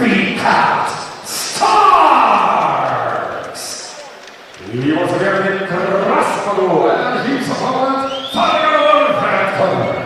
Весит 28 лет, рост 180 сантиметров, вес 84,2 килограмма. He's 28 years old, he stands 180 centimeters tall, he's weighing 84.2 kilos. Его профессиональный рекорд 12 боев, 9 побед, 3 поражения. His professional record 12 bouts, 9 victories and 3 losses. Его стиль бразильское jiu-jitsu. Из Красного Россия, встречайте, Антон Маче!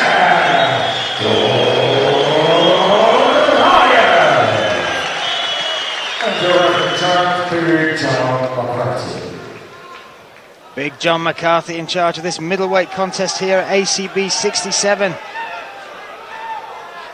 Clifford Big Cat Starks in the blue corner. Albert Machete Duraev in the red.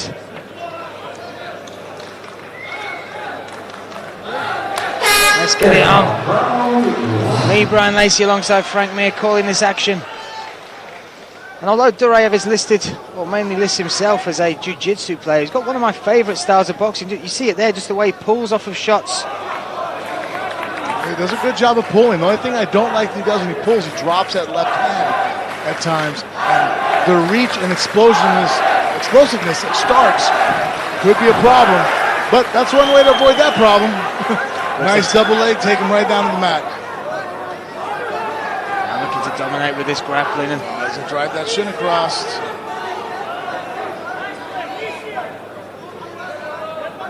He's pushing in. He's going to go and reach for the guillotine. If Clifford keeps driving up, it'll give him a good angle. He's just changed his grip there as well. And now just re-establishing position.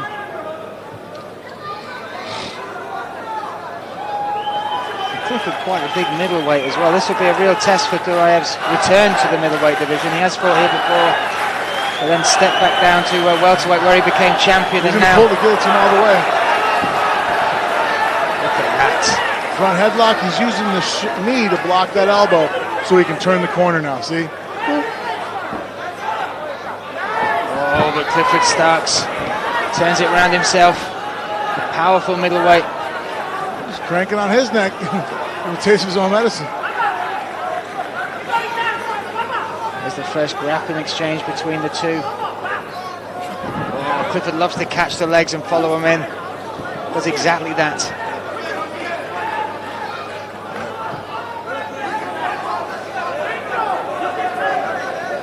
Clifford's so composed, especially, again, it's hard not to get enamored and distracted with everything that's going outside. And we're here in Grozny. Berkut's located here in Grozny, and you're fighting one of the leaders of the team. You're definitely not a fan favorite right now. Clifford's, a nice short left there from Duraev. But Clifford's been embracing this experience. There's been nothing but a joy around the hotel. Great energy, just grateful for the opportunity. Got a child now to plum clinch. Wow, that was good. Got a child now in his life and happy to be part of ACB. And he's enjoyed the experience at Grozny from what I've heard from speaking to him. 2 minutes 15 seconds left in this first round. Nice switch to the body there from Starks. I like that he saw that. He's throwing the jab, but Albert is so good at pulling away from that tooth that's coming towards his head. But good job to go ahead and aim down at the body. Oh, he catches him then. But as I said, Stark's been in there with a huge caliber of fighters. His last fight against David Branch for the title at World Series of Fights and took him 5 rounds.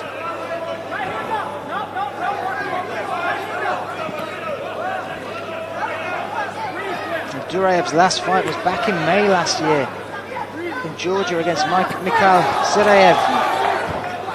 Great knockout win there. Can't quite get his hands connected. Albert decided to back out of that.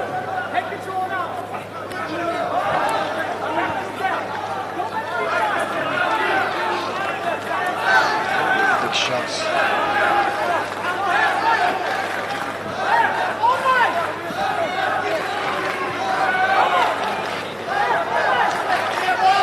Clifford using that jab nicely. Gets turns his body and gets real length on that.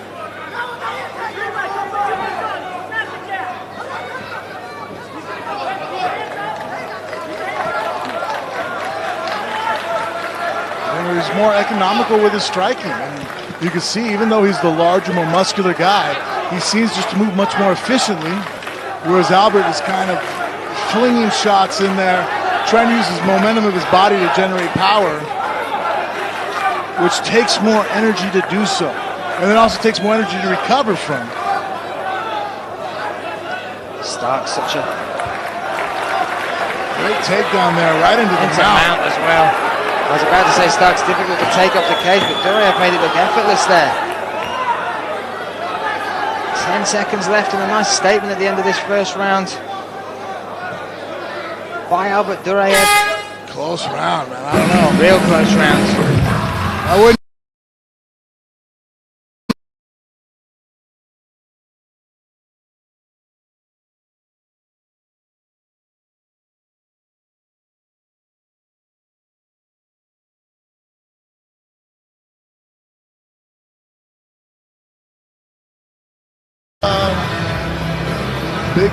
Big Cat Starks. He landed some great jabs. Had that catch off the kick that knocked down Duraev. Duraev had that takedown there, but really wasn't able to do much with it at that moment. It was so late. And the one takedown he had at the beginning when he went for the guillotine attempt and fell back, Clifford was able to reverse him and then land his own guillotine. So kind of like, you know, wash each other out maybe. Just watching there, some words there from Big John Duraev. Poured literally a whole bottle of water over his head. The commission not happy about that. They had some cleaning up to do, but we are set for round number 2 here. Clifford, man, is just, he is a poker player. I don't know if he's... That guy looks like he's ordering a cup of coffee. Very composed. Duraev's eyes much wider open, aware that he's in a tough fight. Like that straight to the body by Clifford as well, and working the body twice. Yeah, and that's going to set up the right hand to the head. He beat me to it. Got to be quicker than that, Frank Mir. Now Stark's grinding. Maybe he's felt something in Duraev, that gas tank. Duraev felt that he's... if he takes him down and ends up on top of Duraev, that's going to be a problem. That's a lot of weight for Duraev to carry, and it looks like he is worse for the wear. I mean, he hasn't been in the cage for a little bit and just... And that's the whole journey he's not done for a long time. The weight cut, the preparation. Even little things like media on the way up to this. It was a big thing in return. It is a big thing in returning to the cage. And that's a big takedown. Yeah, and Albert grabbing the head. That's not helping him out. I mean, he's a big, strong guy, but that's just not going to work. He needs to just build his base back up now. Abandon holding. Look at that. Just hops into mount. Yep. That was because he was just holding on. Oh, side to choke. Happy to work to the back. Duraev's got a mean rear naked choke of his own. Yeah, he has to be careful here. Albert can force himself back down, but now he's getting ground and pounded, and now he's...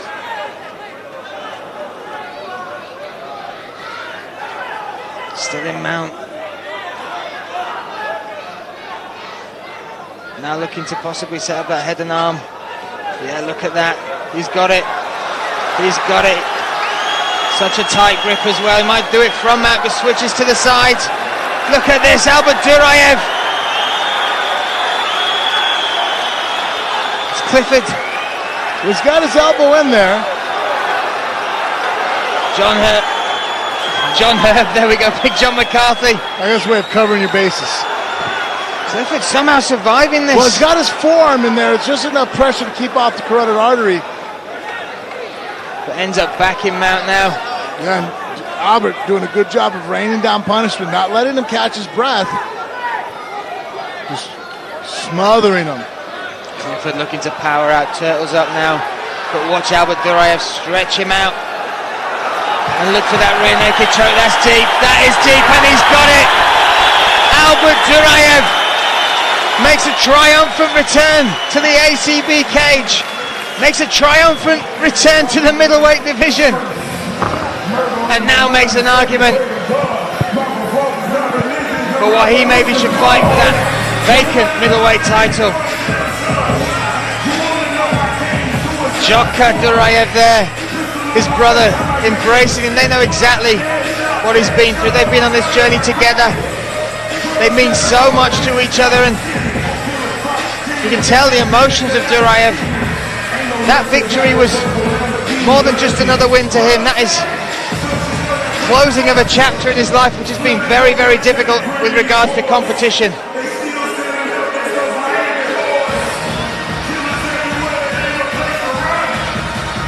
Fair play to Clifford Starks though as well. Came in there, was composed. Just got caught. And when it went to the ground, Duraev finished it. Great battle between the two.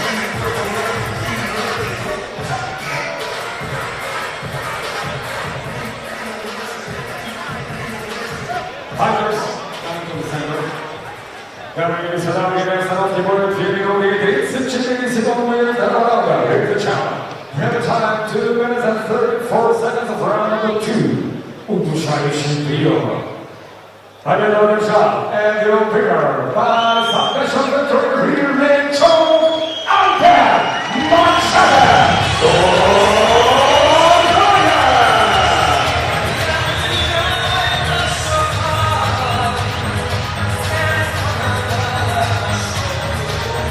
So there we have it. Albert Duraev takes the win and now takes the mic to speak to the people of Grozny. Masana devresi. Derme paça. Allah resul. Merbeh devresi. Masana dahkicana. İnşallah. Evo bakı guli hazuz. Latas hanal devresi filmasyonu. Barka masana.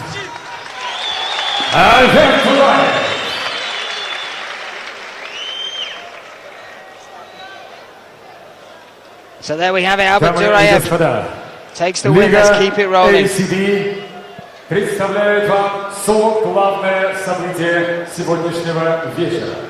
Пятираундовый бой за титул чемпиона Лиги ACB в тяжелом весе. Ваше внимание на экран.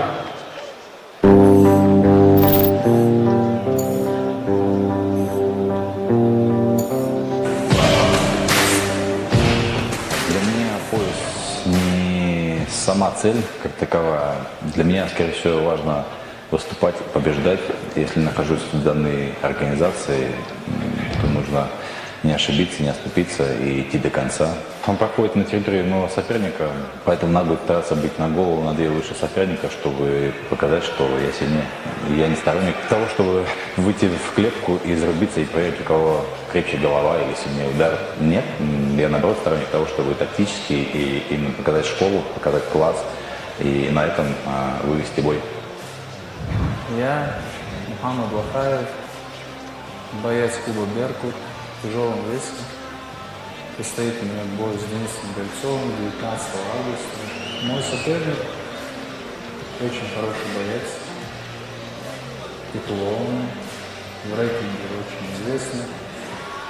Я думаю, мы покажем очень хороший бой. У меня идет подготовка, как всегда, с хорошим настроем, ближе к победе.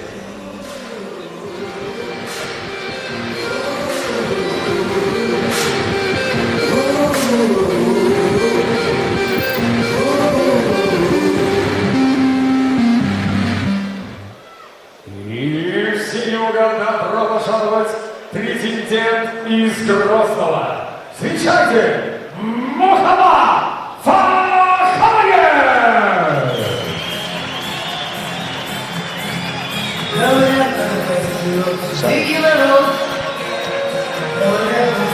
And there we see the smile of our heavyweight challenger, the #1 contender, Mukhamed Berkhamov.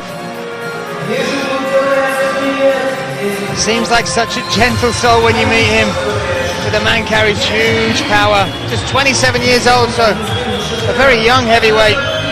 Last fought at the ACB 54 up against the tough Canadian Tanabosa. And when I spoke to Tanya about just fighting him, he said he just keeps coming. He's strong, he's tough, he can take shots. This has been set up by that fight, but also the fact that ACB 38 and ACB 48, Berkhamov had 2 very impressive first round finishes. So he's shown us not only has it got the power to finish a fight, but should it go the distance, up to 3 rounds, he's got the gas tank as well. But this is a 5-round fight against one of the most athletic heavyweights there is on the planet. Berkhamov's going to have to make a decision early. Is he willing to eat a little bit of punishment on that jab, move his head and have to come forward and close the distance? If he's able to keep this a close fight and grind and fight inside, I think that'll be to his success. If he's not able to cover the distance, I mean, basically it's going to come down to the jab. If he can get past it and get over it through overhand rights, left hooks, exploding forward and causing Gostov to stop throwing the jab or punish him for being maybe predictable with the jab, then he's going to opportunity maybe tonight to upset the champ. If he's not able to, he has a good chin and he's tough. I don't think he's going to get knocked out with the jab, but he might have a 5-round beating just being stuck because Gostov too just will sit back there, beat you up with the jab, look for kicks here and there. But I don't know if he's willing to throw too many out of fear of that Berkhamov could be let back in that door if he catches one of those kicks and gets a takedown. Because when he's on top, he has heavy, heavy pressure. Heavy pressure indeed. And a true heavyweight. Let's welcome our champion to the ACB cage. Добро пожаловать, обладатель чемпионского пояса из Санкт-Петербурга. Встречайте, Денис Гольцов!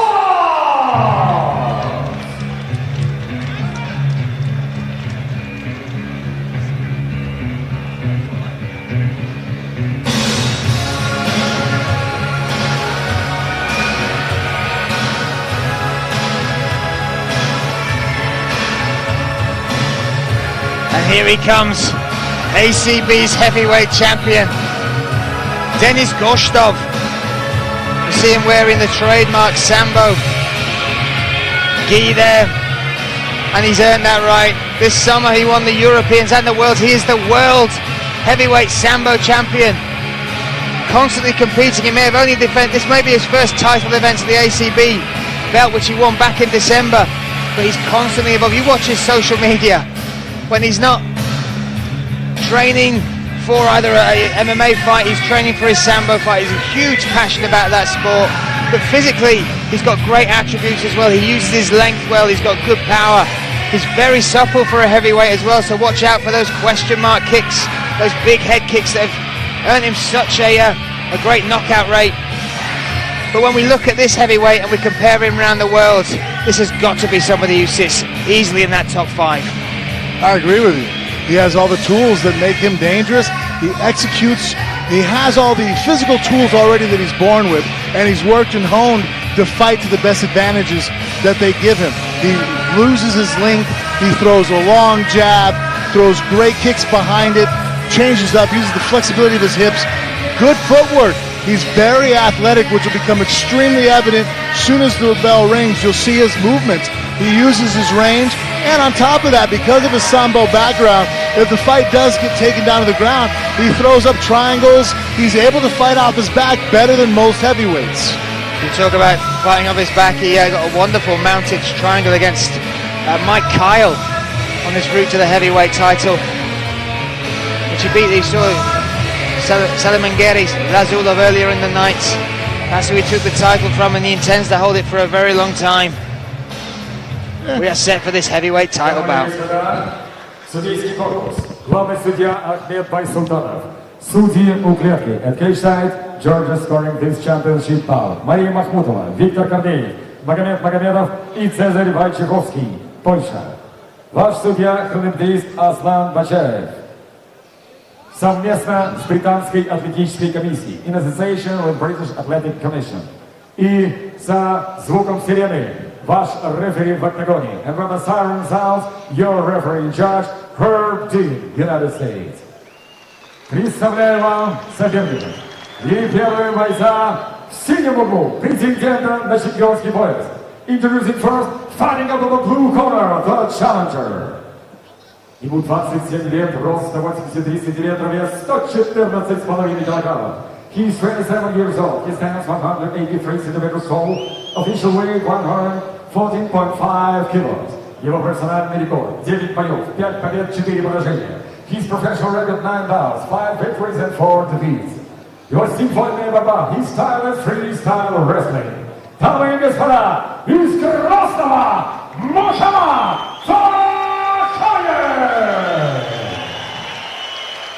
А вот его соперник красному буклетки, обладатель чемпионского пояса.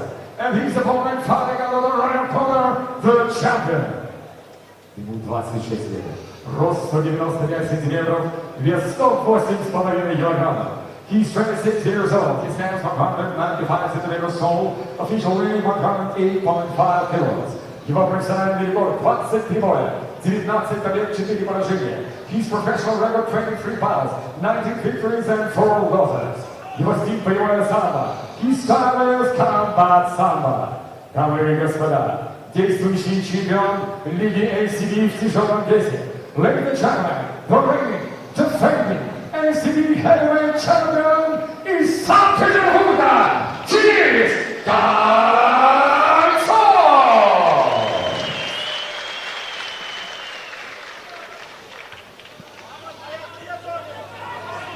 Gentlemen, get on the rules.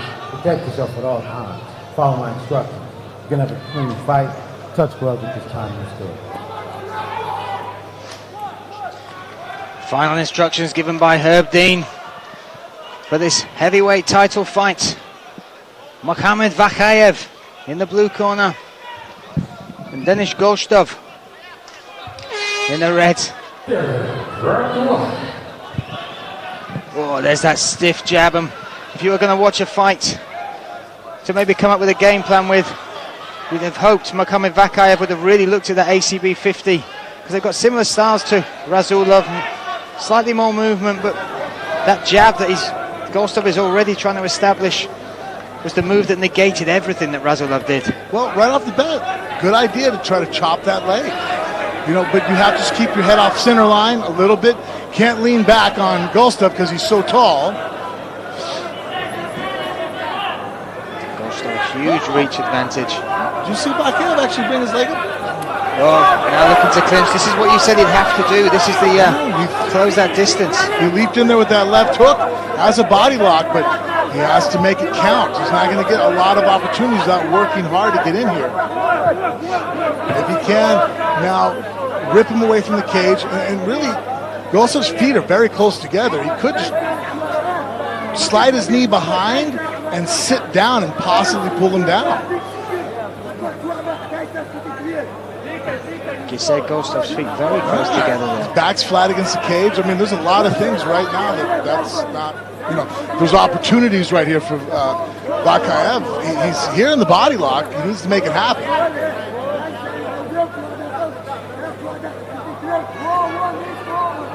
We told you about the combat sambo achievements of Denis Golstov. That is a very strange cage defense, right? Double underhooks on the feet together as well. That's I mean, maybe his individual height with his body is allowing. I mean, but I've trained with Travis Brown. He spreads his feet, turns aside. You know? Peppering him with knees though inside. Staying composed as well, Golstov.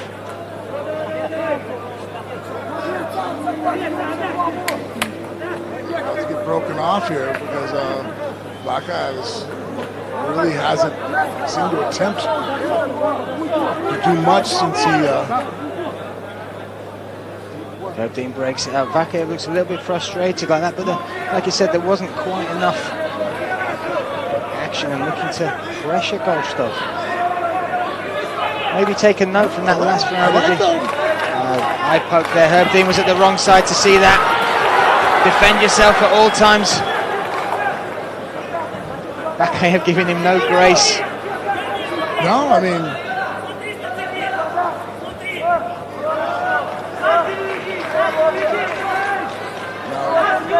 Golstov's tall enough though. Berkhamov needs to be careful with his overhook right now, his wizard, that he doesn't eat a knee coming up. See how he's hanging his head over there? Yeah. Golstov has the body and the athletic ability that knee could fire up and hit him in the head.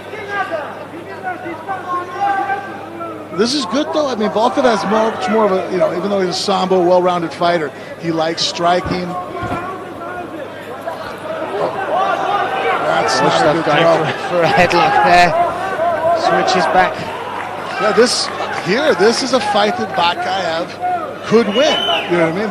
If he's going to win, this is where he wants to be. And this is not where Golstov would like to be. This is a grinding wrestling match. He's not able to utilize his athletic movement on the outside and that long jab and kicks he has. This is nullifying all that. And he brings that knee over. Okay. Golstov shaking his head there. Looked like there was a slightly low blow from Berkhamov. But this is what we said. Berkhamov needs to make it ugly. And there's looking to turn the corner there. But he's working hard as well. Shakes his arms out and takes a big deep breath. Nice check from Golstov there on that kick.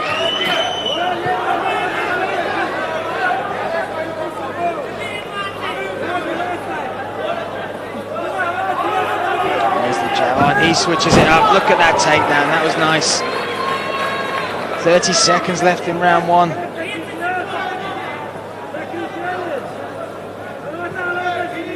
Great timing, showing versatility to his abilities, that he can also take guys down and be on top of them. That makes it dangerous. Now it's like, well, if you get past my jab, I could change levels and take you down. Also makes a statement in the eyes of the judges.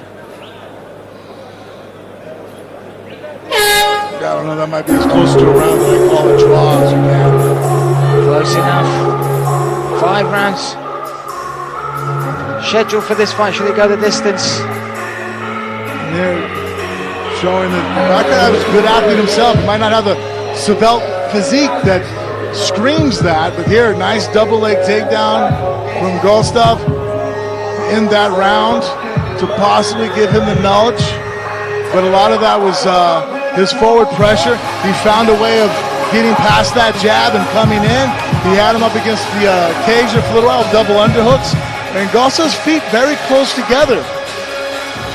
Interesting to see if there's any of the cornermen of Berkhamov were able to make adjustments and help him figure out a way to finish what he's already doing in hard work. And you can see just how much hard work there is. Both fighters after one round.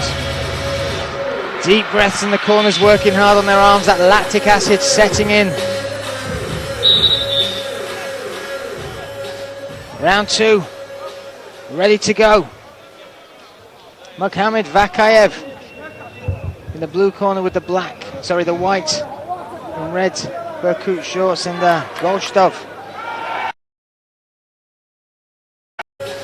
Round 2, ready to go.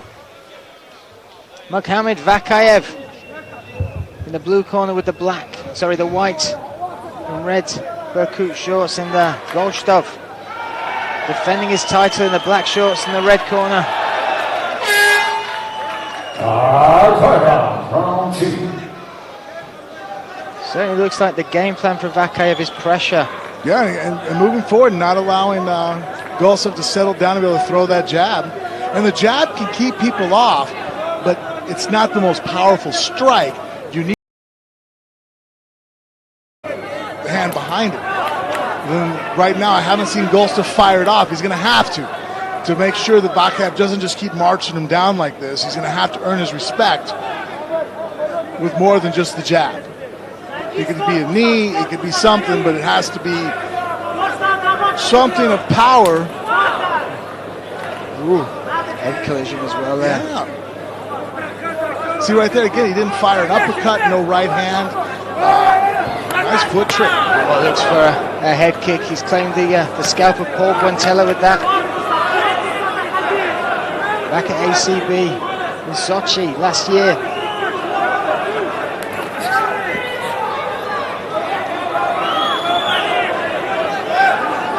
This is one of the things Tanner Bosa said about Berkhamov. He looks like he's tiring, but just keeps coming. Yeah, he breathes and he's oxygenating his body. Nicely pops back up there as well. Yeah. He made Gustaf pay work for that takedown. Shows his athletic ability. That was pretty impressive. Gustaf was in pretty deep on that one. Just wasn't able to quite run his feet as effectively as he probably could have. And now Berkhamov was able to reverse position. Maybe he wants it. Both guys just kind of sitting on their sides. Blood from the nose of Gustaf there. Not sure exactly which strike caused that. And right now, and going back to your saying, now look, Berkhamov, he takes a deep breath, but he marches forward. And Gustaf hasn't hit him with anything to sit there and go, stop. Again, he's hitting him with the jab, and that's a great first line of defense. But it's, and that spinning side kick, that's good too, but it takes a lot of energy, so he's not going to throw it a lot. We need to see a right hand. Does he have it? Not that time, and he ducks under the swinging hook of Berkhamov, and they clinch against the cage now. I feel the story of the fight slowly unfolding in front of us. Feels like we're going to spend a lot of time here, and it's going to come down to attrition as well as who can open up the opportunity to land one of those strikes that could change the fight. Gustaf fights and trains out of St. Petersburg, and if you go on his social media, you see there's a famous lion in St. Petersburg that he's actually been walking and feeding. So along the realms of Mike Tyson in his days as a heavyweight champion, it's not his lion, by the way, but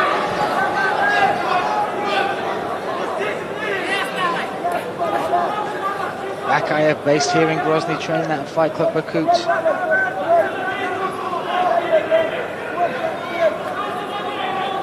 Really been working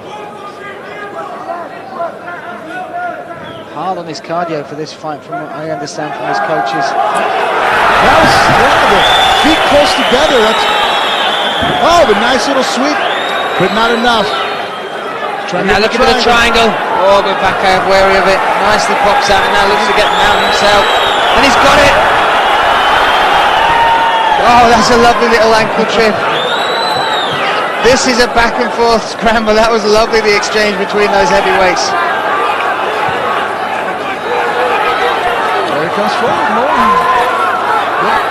Bottom line is Golstov just, he doesn't have a power shot in his routine so far that I've seen. 9 minutes into this fight, he hasn't hit Bakayev with anything to sit there and say stop moving forward. His best things he's done to probably stop the forward momentum is his shots, his takedowns. Looks like a cut over the right eye there of Bakayev.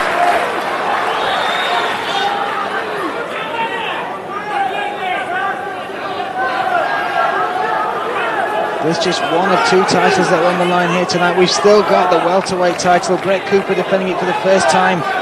There's rising star Mukhamed Berkhamov. Now his feet are close together. He didn't learn his lesson from that last one. If Bakayev wants to just drop down and connect his hands on a double, it's there all day long. Just 10 seconds left. Well, we got a 1 round to 1 round, I think, folks, going into the third.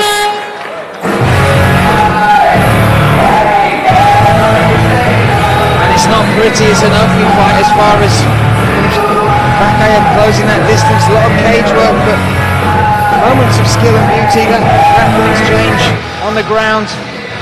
Short shots from our champion there, Denis Golstov.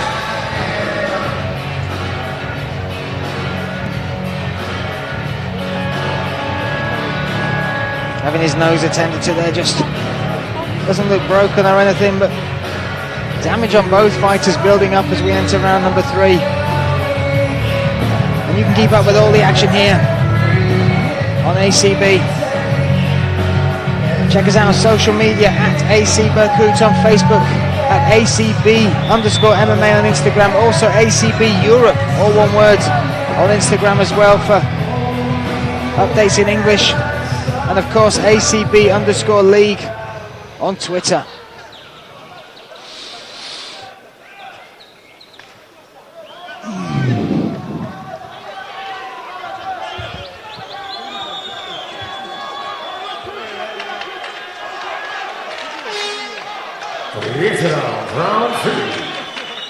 Round 3 underway. There's the jab again. It's a nice, pretty jab. It's great. Golstov has to come up with something else right now. Bakayev can just keep marching forward. A bit more pop in that jab. I mean, no, I'm not saying that Bakayev wants to sit there and take 5, 6, 7 of those in a row, but I mean, he's taking one and then just marching forward. In fact, actually right now, this is the most I've seen Bakayev be able to, or Golstov able to do. And that's him using his length now.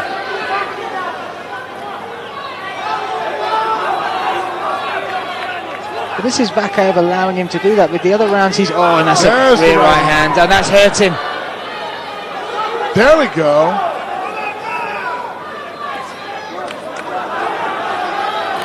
Now Bakayev moving forward again.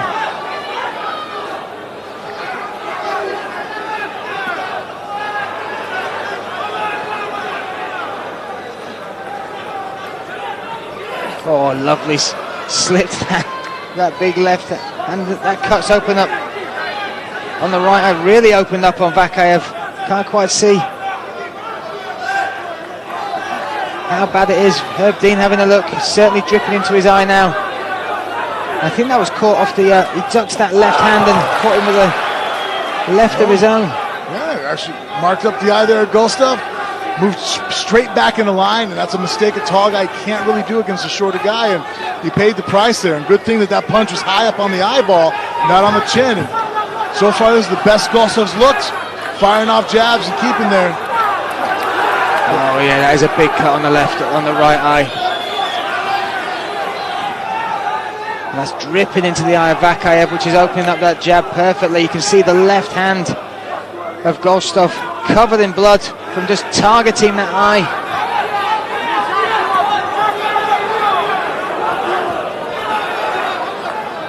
Great movement by Golstov.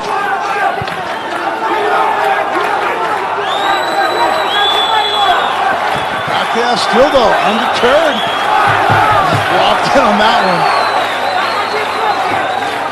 2 minutes, 25 seconds left in this third round, and he asked for some shots that caused damage, and he's delivered those in the first half of this third round. Finally, I don't know why he didn't want to let that hand go, if there's an injury or something. But now that he has, he's caused some damage, and now he's winning this round without question. But again, look at that. He's going for a ride now. Oh, big takedown by Bakayev, and the crowd responds. And that's really just a glaring hole in Golstov's cage work. It's kind of cage work 101, that you don't keep your feet close together like that. And now he's paying the price. But let's see though, he's so long, he was great. He used almost like a De La Hila sweep. Oh, that's a big up kick as well. If he could sweep and grab the ankles again. Oh, looking at the reverse triangle there. Oh, he's got, what's that, a key lock? Yeah, it's a key lock from the bottom. He could use it like a sweep. But letting go once those big left hands came down on Bakayev. Now he's in a half guard, crushed against the cage. Bakayev wants to start raining down shots. This is where he could do some damage, try to even this fight up. And what a back and forth round this has been. But you highlighted it's bang on in the first round, as soon as they went to the cage, about Golstov having those feet close together. Got that Kimura?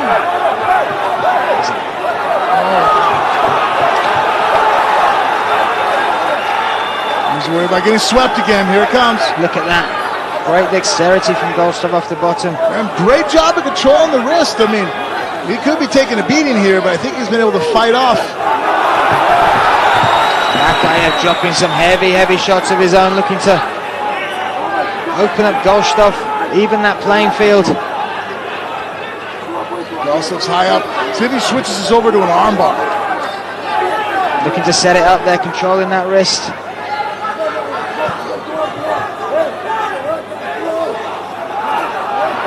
Yeah, but he's taking a deep breath.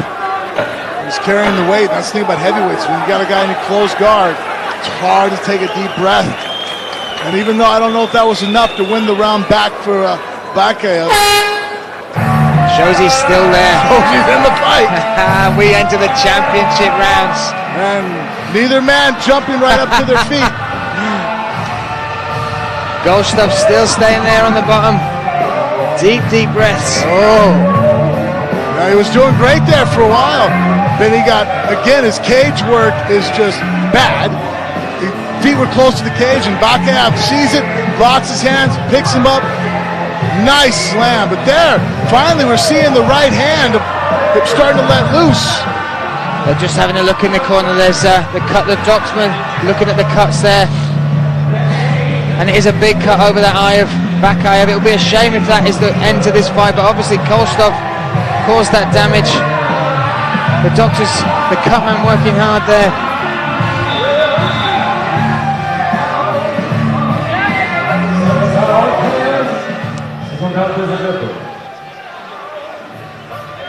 Looks like we are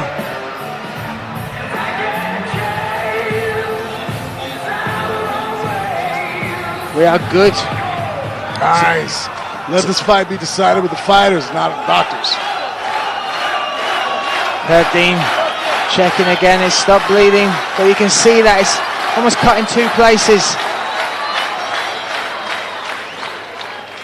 Herb happy with the work the cutsman done, and again, fantastic having the British Commission here and their cutsman looking after the fighters here at ACB. I mean, Volkov just needs to rush him against the cage, knowing that that's the easiest place to secure that double leg takedown. And Golstov needs to keep moving, firing the jab, but the jab followed by the right hand. Golstov just looking to work that eye, pepper that damaged eye. Obviously, could see the panic in the corner there of Bakayev as the cutsman was working, as the doctor came in, as they wanted it to continue. But here we are again, and again Golstov with his legs so close together, no gate in that whatsoever.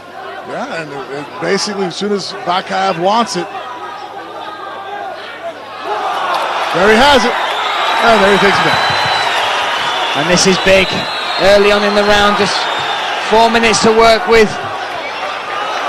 Many people question with a record of 5-4. Did Vakayev deserve this? He's put Golstov in more trouble than any other, and he's mounted him. Oh no! Oh, big shots! Oh no! This could be the biggest upset. Oh! Herb Dean, close to stepping in there. No, I don't know if someone grabbed a glove or something. Ah, okay. And again, you can see the corner, the crowd all urging. Again, Vakayev, wow! I cannot believe Golstov is just not adjusting. Must not have a cage where he trains? But even with his combat sambo experience. Well, combat sambo, no walls. Yep. But I guess he's never been put in this position to have to worry about this. Mounted yet again, 3 minutes, 10 seconds. Herb Dean standing over Golstov, looking to survive. He's tapped! He's tapped! Wow. We have a new heavyweight champion of ACB, and his name is Mukhamed Vakayev. Wow! That kid was awesome. He came back. Everyone is on their feet. Look at that. One of the heaviest underdogs on the card. And look at this. Mounted him, beat him down, took a beating in that third round.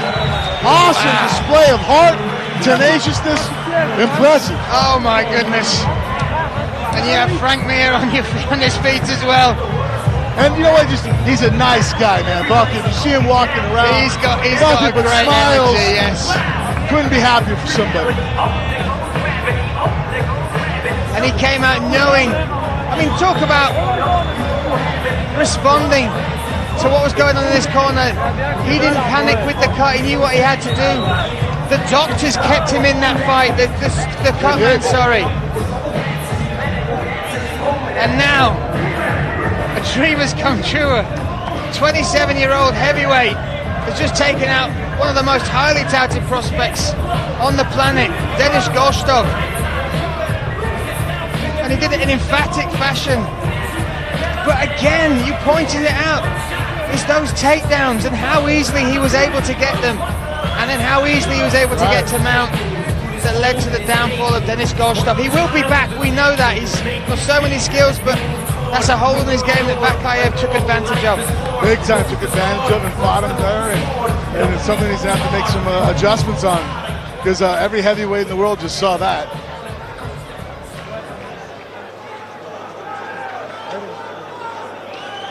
Дамы и господа, время остановки 1 минуты 57 секунд 4-го раунда. Ladies and gentlemen, we're going to time. 1 minute and 57 seconds of round number 4. Снизу соответственно соперника продолжения боя. Техническим нокаутом одержал победу и стал новым чемпионом лиги.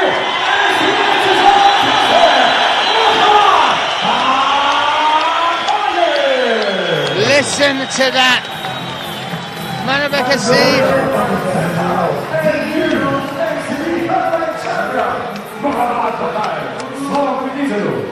Саламу алейкум.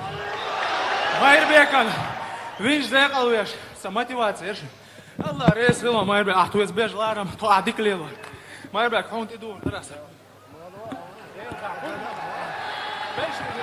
Assalamu alaikum, Mukhamed. Değerli Resulüm Masana. Рамзан, Аршадик, хоба андолшнун, халадел шоу хоба андолшнун. Валлахи, поддержки, только там это лурмадается, Рамзан. Да, сидуэла, дел Resulüm. Любое время, в любом месте мы в вашем распоряжении. Уважаемый Рамзан Мухаmed.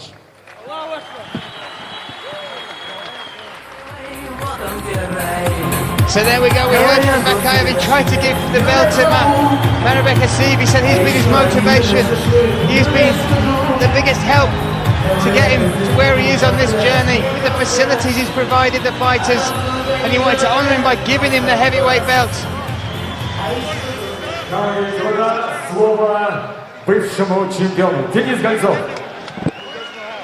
Приветствую всех.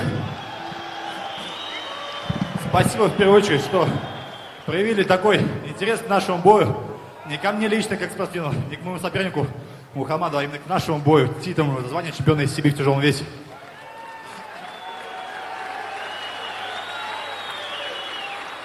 Я ожидал, что бой будет примерно в этом ритме, в этом виде проходить. Да, я к многому готовился, к разным многим вещам. Может быть, не настолько подготовился, сколько надо, да. Но я уверен, я обещаю постараться вернуться за поясом. Возможно, не на этой земле, на любой другой. И я буду биться гораздо лучше. Я надеюсь, вы приедете поболеть опять за нас и посмотреть, кто же станет абсолютным чемпионом. Спасибо всем. Мира вашему дому. Денис Гольцов, Санкт-Петербург.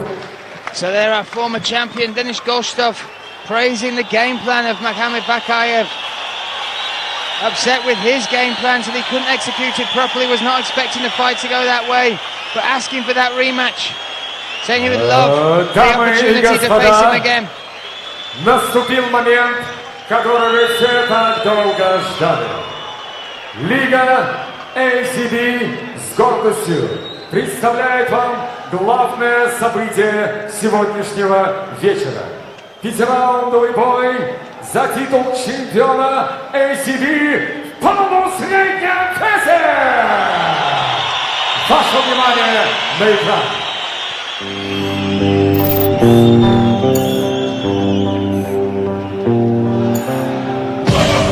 Меня зовут Бретт Купер. Я родом из Лонг-Бич, штат Калифорния, США. Быть первым американским чемпионом в ACB — это значит для меня многое, ведь я чемпион. Ведь всю мою карьеру это было моей главной целью — быть чемпионом на высоком уровне. Считаю, то, что я уже дрался все 5 раундов, а он нет, сыграет важную роль. Ведь по существу пятираундовый бой — это 2 боя в одном. По сути, настоящий бой начинается только в 3-м раунде. А учитывая то, что многие его бои окончились во 2-м раунде или в 1-м, у меня большое преимущество. И вы убедитесь в этом во время боя. Готовься к бою, мужик. Я сделаю все, что в моих силах. Посмотрим, чего мы стоим. В практике еще я не встречался с таким соперником, который может меня разозлить или как-то себя повести. Но если человек ведет себя, то он будет по-любому наказан на свои поступки и на действия вида. Не только буду выкладываться ему там, выиграли пояс.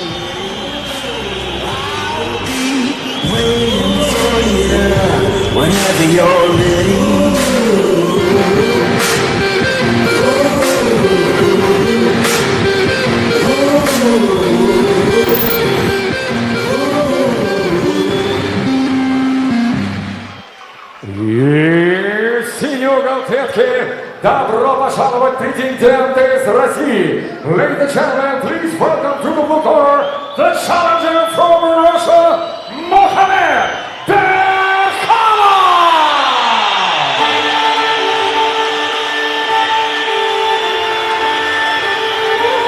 Just listen to that. The crowd on their feet screaming for who they hope will be able to prize that belt from our champion Brett Cooper, Mukhamed Berkhamov. An undefeated prospect and such an exciting one as well. A real master of the ground game, but also for a man of his age, just 23 years old, the composure he shows in the cage is fantastic. When I talk about a master of the ground game, managed to submit JT Money Taylor, who's just won the Tough Series in the UFC, submitted him in under 2 minutes. Pulled up a fantastic submission against hometown favourite Sharaf Davlat Murado in the ACB cage at ACB 55. And that blew you away, and that's saying something as far as the way he got control 2-on-1, switched it up so he then took the other arm for an armbar and just showed exactly why he has earned this, exactly why he is in this position right now, and exactly why many believe he has the tools to beat Brett Cooper. Very impressive ground fighter. His submission abilities on the ground were super slick. Some of the angles and attempts he's going from, it's not easy to be dangerous from the bottom with MMA because of the strikes, the elbows, the positioning. This kid is dangerous from the bottom. Somebody that Brett Cooper, even though he's well-rounded, can take this fight anywhere, but when he's on top or in any position on the ground, he needs to be eyes wide open, looking for different setups, different positionings that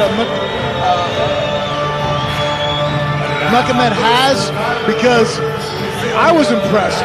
When he grabbed that wrist and switched over and grabbed the armbar on the far side, I was like, wow, I haven't seen it done that way from bottom. I've seen people do it from mount, go for the top wrist lock, switch over to the near side armbar.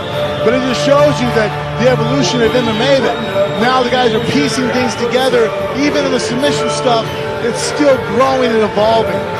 Growing and evolving indeed, and this man is a finisher as well. 9 of his 10 wins are by submission. Beautiful anaconda choke, great rear naked choke. But just the way he works it, the setups and the traps he holds in that ground game, and Brett Cooper himself said that's what I've got to be wary of. It's not your traditional MMA grappling game. He has routes to finishes that make him dangerous in every position.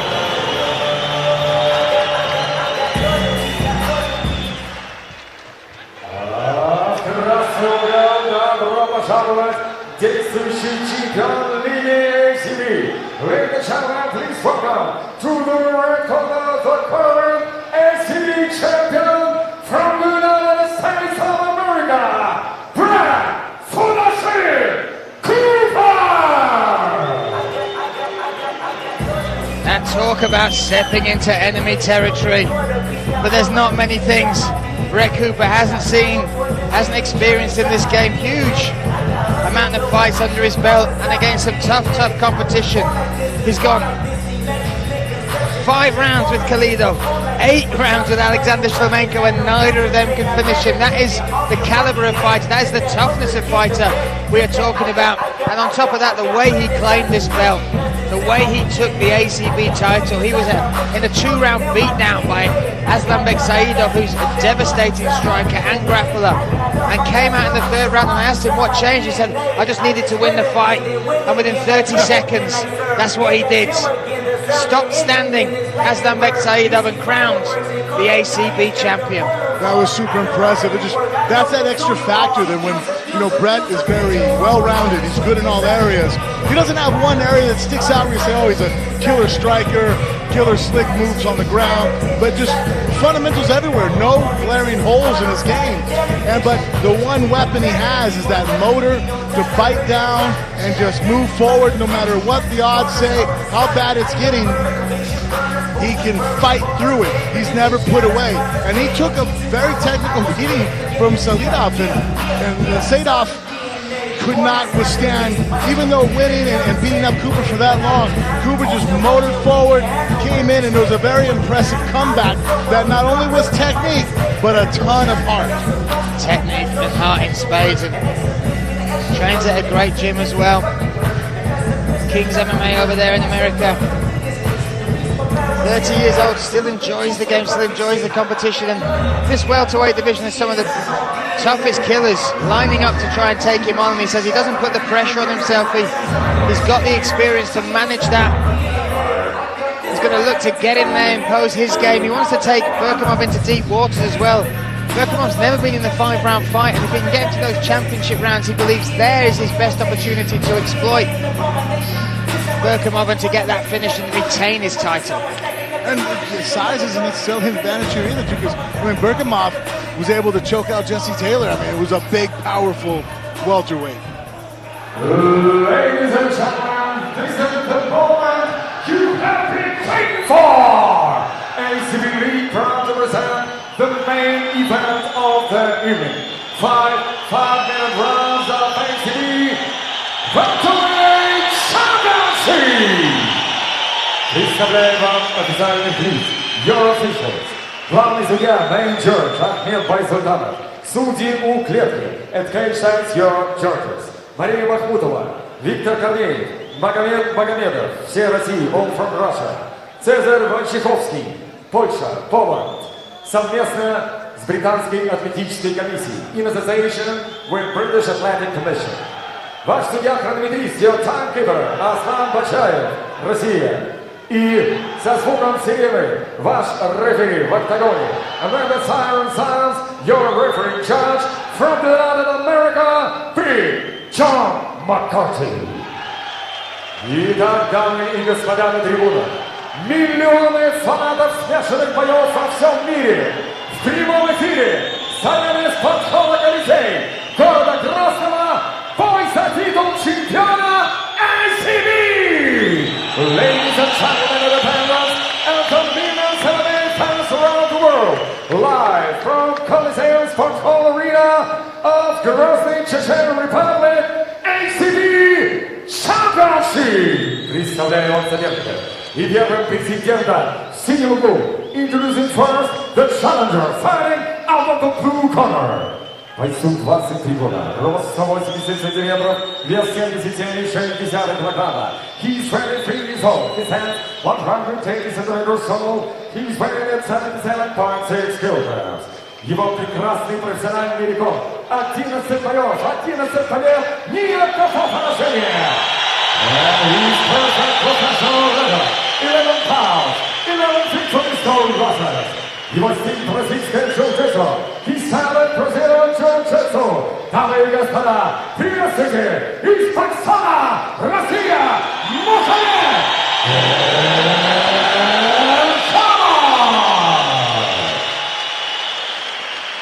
И его соперник, действующий чемпион лиги в красном углу клетки. And he's the one on the front of the cage, fighting over the red corner of the current champion. Ему 30 лет, рост 82 сантиметра, вес 76,9 килограмма.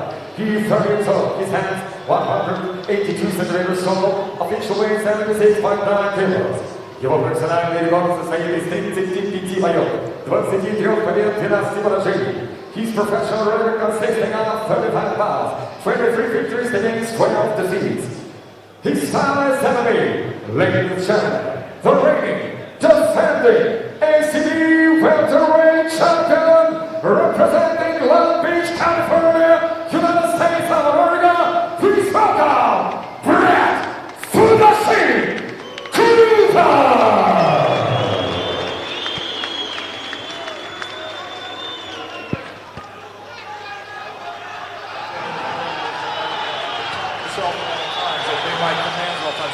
Stop. You want to touch gloves, touch them now? Good luck to both of you.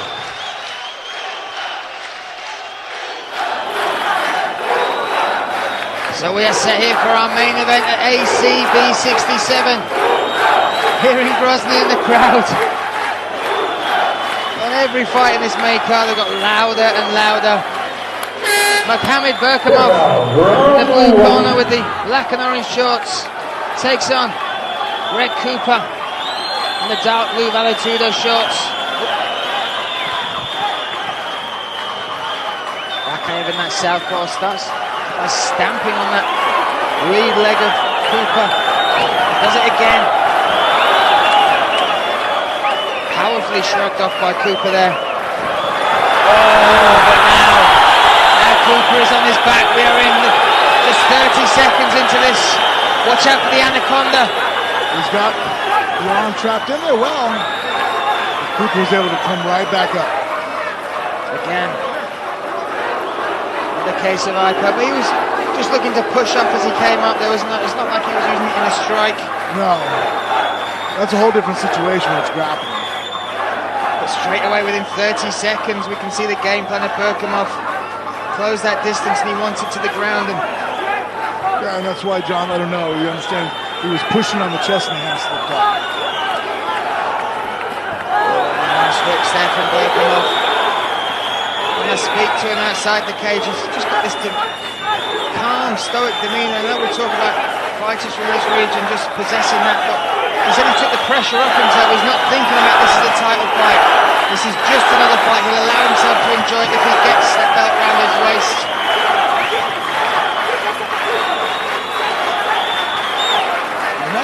Berkhamov actually the more relaxed, kind of loose of the two fighters. Cooper seems very tight. Oh! Look at that head kick there, Cooper. Nice jab to the body by Berkhamov. Berkhamov showing excellent stamina. The speed is coming out of that angle. He's able to, a couple times now, with that right hook. Yeah, catch Cooper coming in. Caught him again. And again. And this time times the takedown. Look at the head pressure he used to push it back towards the fence as well. Picture perfect. He's able to collapse Cooper down. Cooper now trying to build up a base. Berkhamov realized it, identified it, and took away that post. Cooper looking to pop that back up. Berkhamov will hopefully take the back if he gets the chance. He's got one hook in. More on the side though. Doing this more or less to keep him from able to position all the way up. And now because Cooper went for the underhook, almost got mounted. Berkhamov. Composure shown by Cooper there as well. Takes a shot and hard as nails, like I said, been in there with Khalidov and Shlemenko.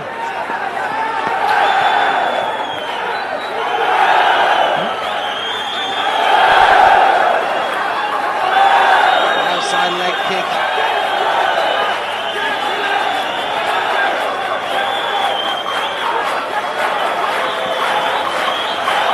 Cooper throwing with power as well. He's setting out with tentative jabs.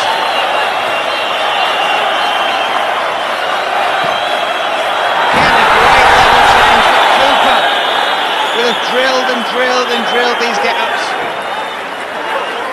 Another thing too, by him throwing to the body like he is, I think it's taken away one of the opportunities that Berkhamov is looking to get takedowns out of, which is the 1-2 of Brett Cooper. Cooper covered up well. This is a great fight. And it's a typical Cooper fight. More of a pushback then and a connection with the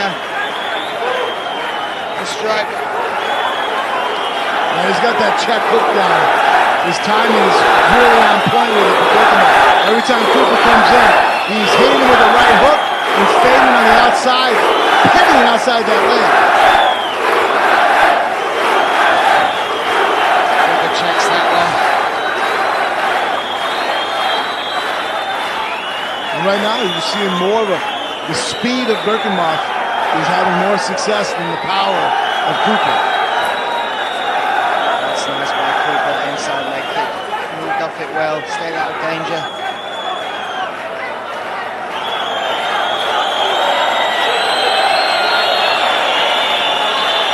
And like you said, really working that body, that must be. And that's a part of the game plan. I mean, it's doing several things. It's scoring, it's landing to the solar plexus, so it's doing body work, which will take dividends away, will add up as the fight goes on in Cooper's favor, breaking down the body of Berkhamov.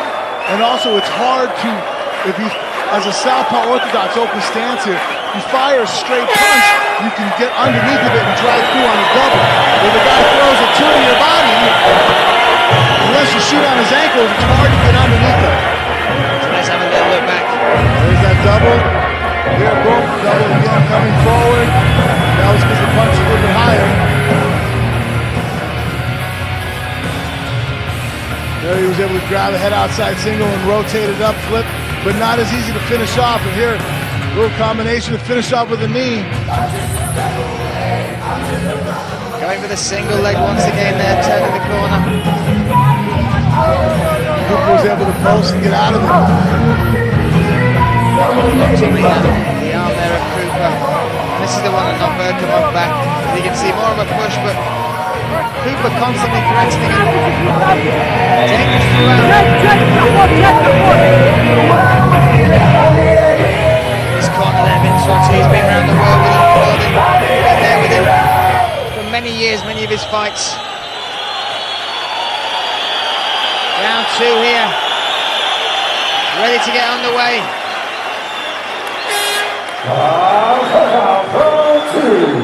Mukhamed Berkhamov in the blue corner and Brett Cooper in the red. Nice double up on the jab there from Berkhamov. Now he's looking to read that body shot. You see the uppercut? He did. Good already. Great adjustment from the corner of Berkhamov to sit there and tell when he comes down low, just don't eat the punch. Let's do something to make him pay for it. Oh, no, he made it pay off!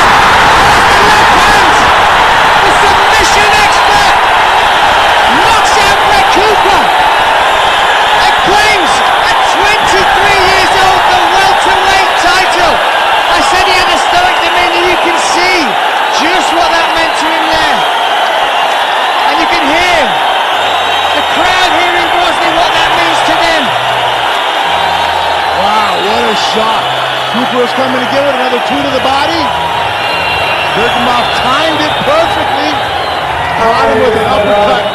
Let's have a look again here. Off the backside. And his jump. But again, that adjustment he made. Reading. Cooper going to the body. Wow, undefeated, 12-0. Impressive. And now, ACB's new welterweight champion.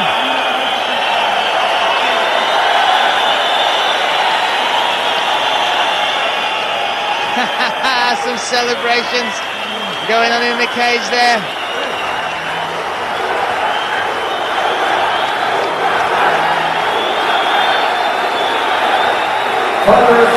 To the center, please. Итак, дамы и господа, ваш победитель пришел к вам через 32 секунды второго раунда. Your winner comes to you in 22 seconds of round number 2. Нокаутом одержал победу и стал новым чемпионом ACB по среднем весе. Your winner by knockout victory and new ACB welterweight champion Mukhamed Berkhamov. And there we have it. On ACB's biggest card of the year. 2 title fights. 2 titles change hands. And the latest and newest of those, the welterweight champion now, Mukhamed Berkhamov. Came forward, wasn't intimidated by the experience, by the size of Brett Cooper. Showed such skill, such determination.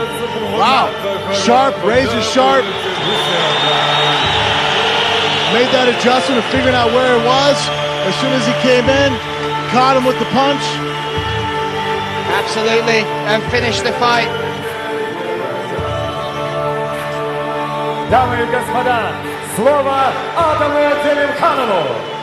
Салам алейкум, наши уважаемые гости, наш дорогой брат Рамзан Ахматович. Мальбек, для нас сегодня наш брат Мухамад сделал такое событие. Он не мог по-другому, потому что сегодняшнее мероприятие было приурочено первому президенту, герою России Ахмад Хаджи Кадырову. Аллаху Акбар!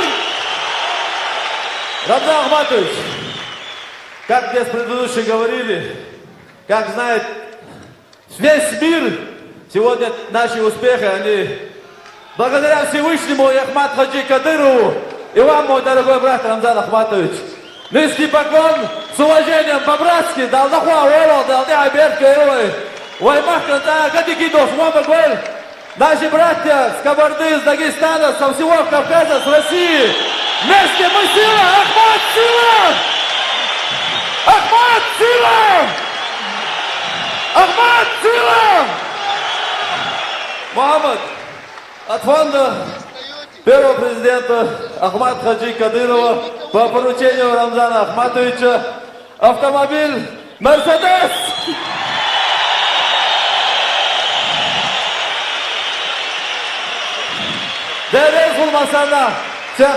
Хочу поблагодарить всех наших гостей, уважаемые. Мы думаем, что сегодняшний вечер вы были довольны и рады. Всем спасибо. Слава победителю! Мухамед Берхамов! Ассаламу алейкум, Грозный. Ассаламу алейкум. Адгаваджа. Рамзан Ахматович, спасибо вам огромное за тот вклад, который вы делаете в спорт. За то, что поддерживаете не только своих бойцов, но и уже вот яркий пример это меня поддерживаете. Спасибо вам большое. Спасибо большое за подарок такой неожиданный, Рамзан Ахматович. Всем, кто приехал, очень хочется тоже поблагодарить своих земляков, которые приехали сюда и которые которые тоже не могли приехать, которые смотрят. Всем спасибо за поддержку. Спасибо. Мухамад Берхамов, новый чемпион лиги ACB в полусреднем весе. Дамы и господа, вот так триумфально завершен 67-й международный турнир лиги ACB, посвященный памяти великого сына чеченского народа, героя России Ахмад-Хаджи Кадырова. А с вами были Лига ACB и ваш ринг-анонсер Александр Саговский, Санкт-Петербург. Всем мира и добра! There we have it. We have a new, put those training camps to use, showcase those skills and re-establish himself in this lightweight division.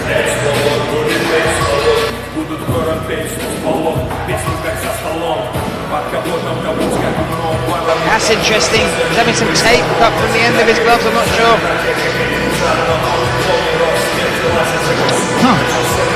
Couldn't quite make that out. Couldn't quite see exactly what they were cutting, whether it was part of the glove or something to do with the wrapping.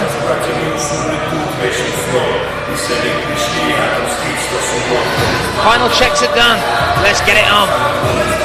Alexander Shabili takes on Toninho Furo Santos.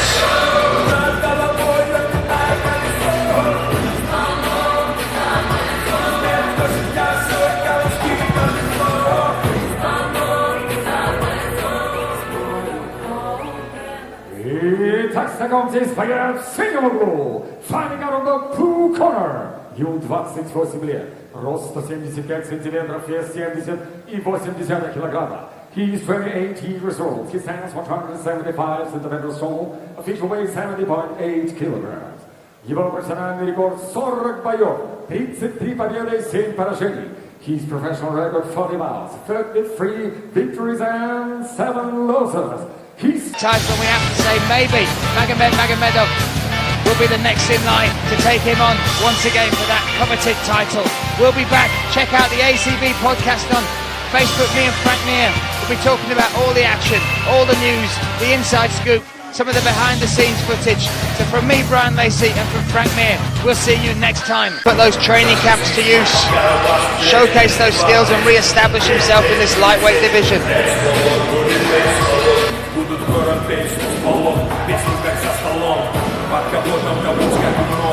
That's interesting. He's having some tape cut from the end of his gloves, I'm not sure.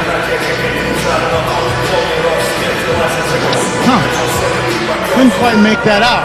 Couldn't quite see exactly what they were cutting, whether it was part of the glove or something to do with the wrapping.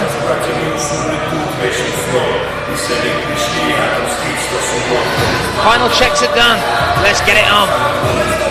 Alexander Shabili takes on Toninho Furo Santos.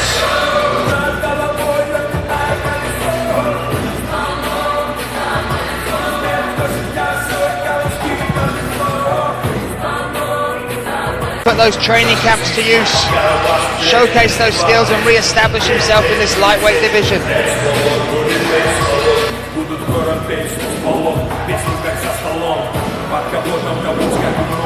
That's interesting. He's having some tape cut from the end of his gloves, I'm not sure.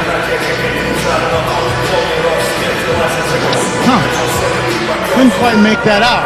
Couldn't quite see exactly what they were cutting, whether it was part of the glove or something to do with the wrapping.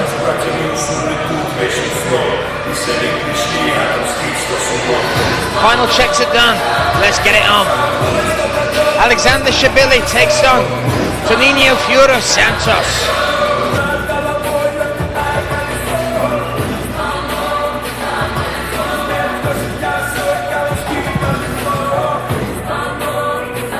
Put those training camps to use, showcase those skills and re-establish himself in this lightweight division.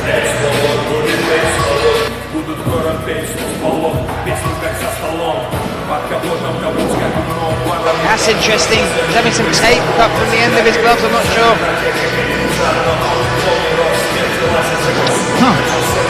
Couldn't quite make that out. Couldn't quite see exactly what they were cutting, whether it was part of the glove or something to do with the wrapping.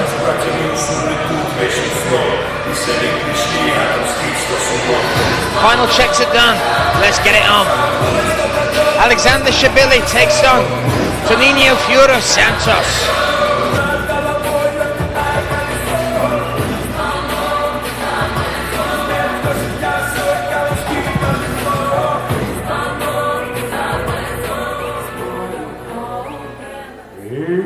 знаком здесь поиграют в синем углу. Fighting out of the blue corner. Ему 28 лет. Рост 175 сантиметров, вес 70.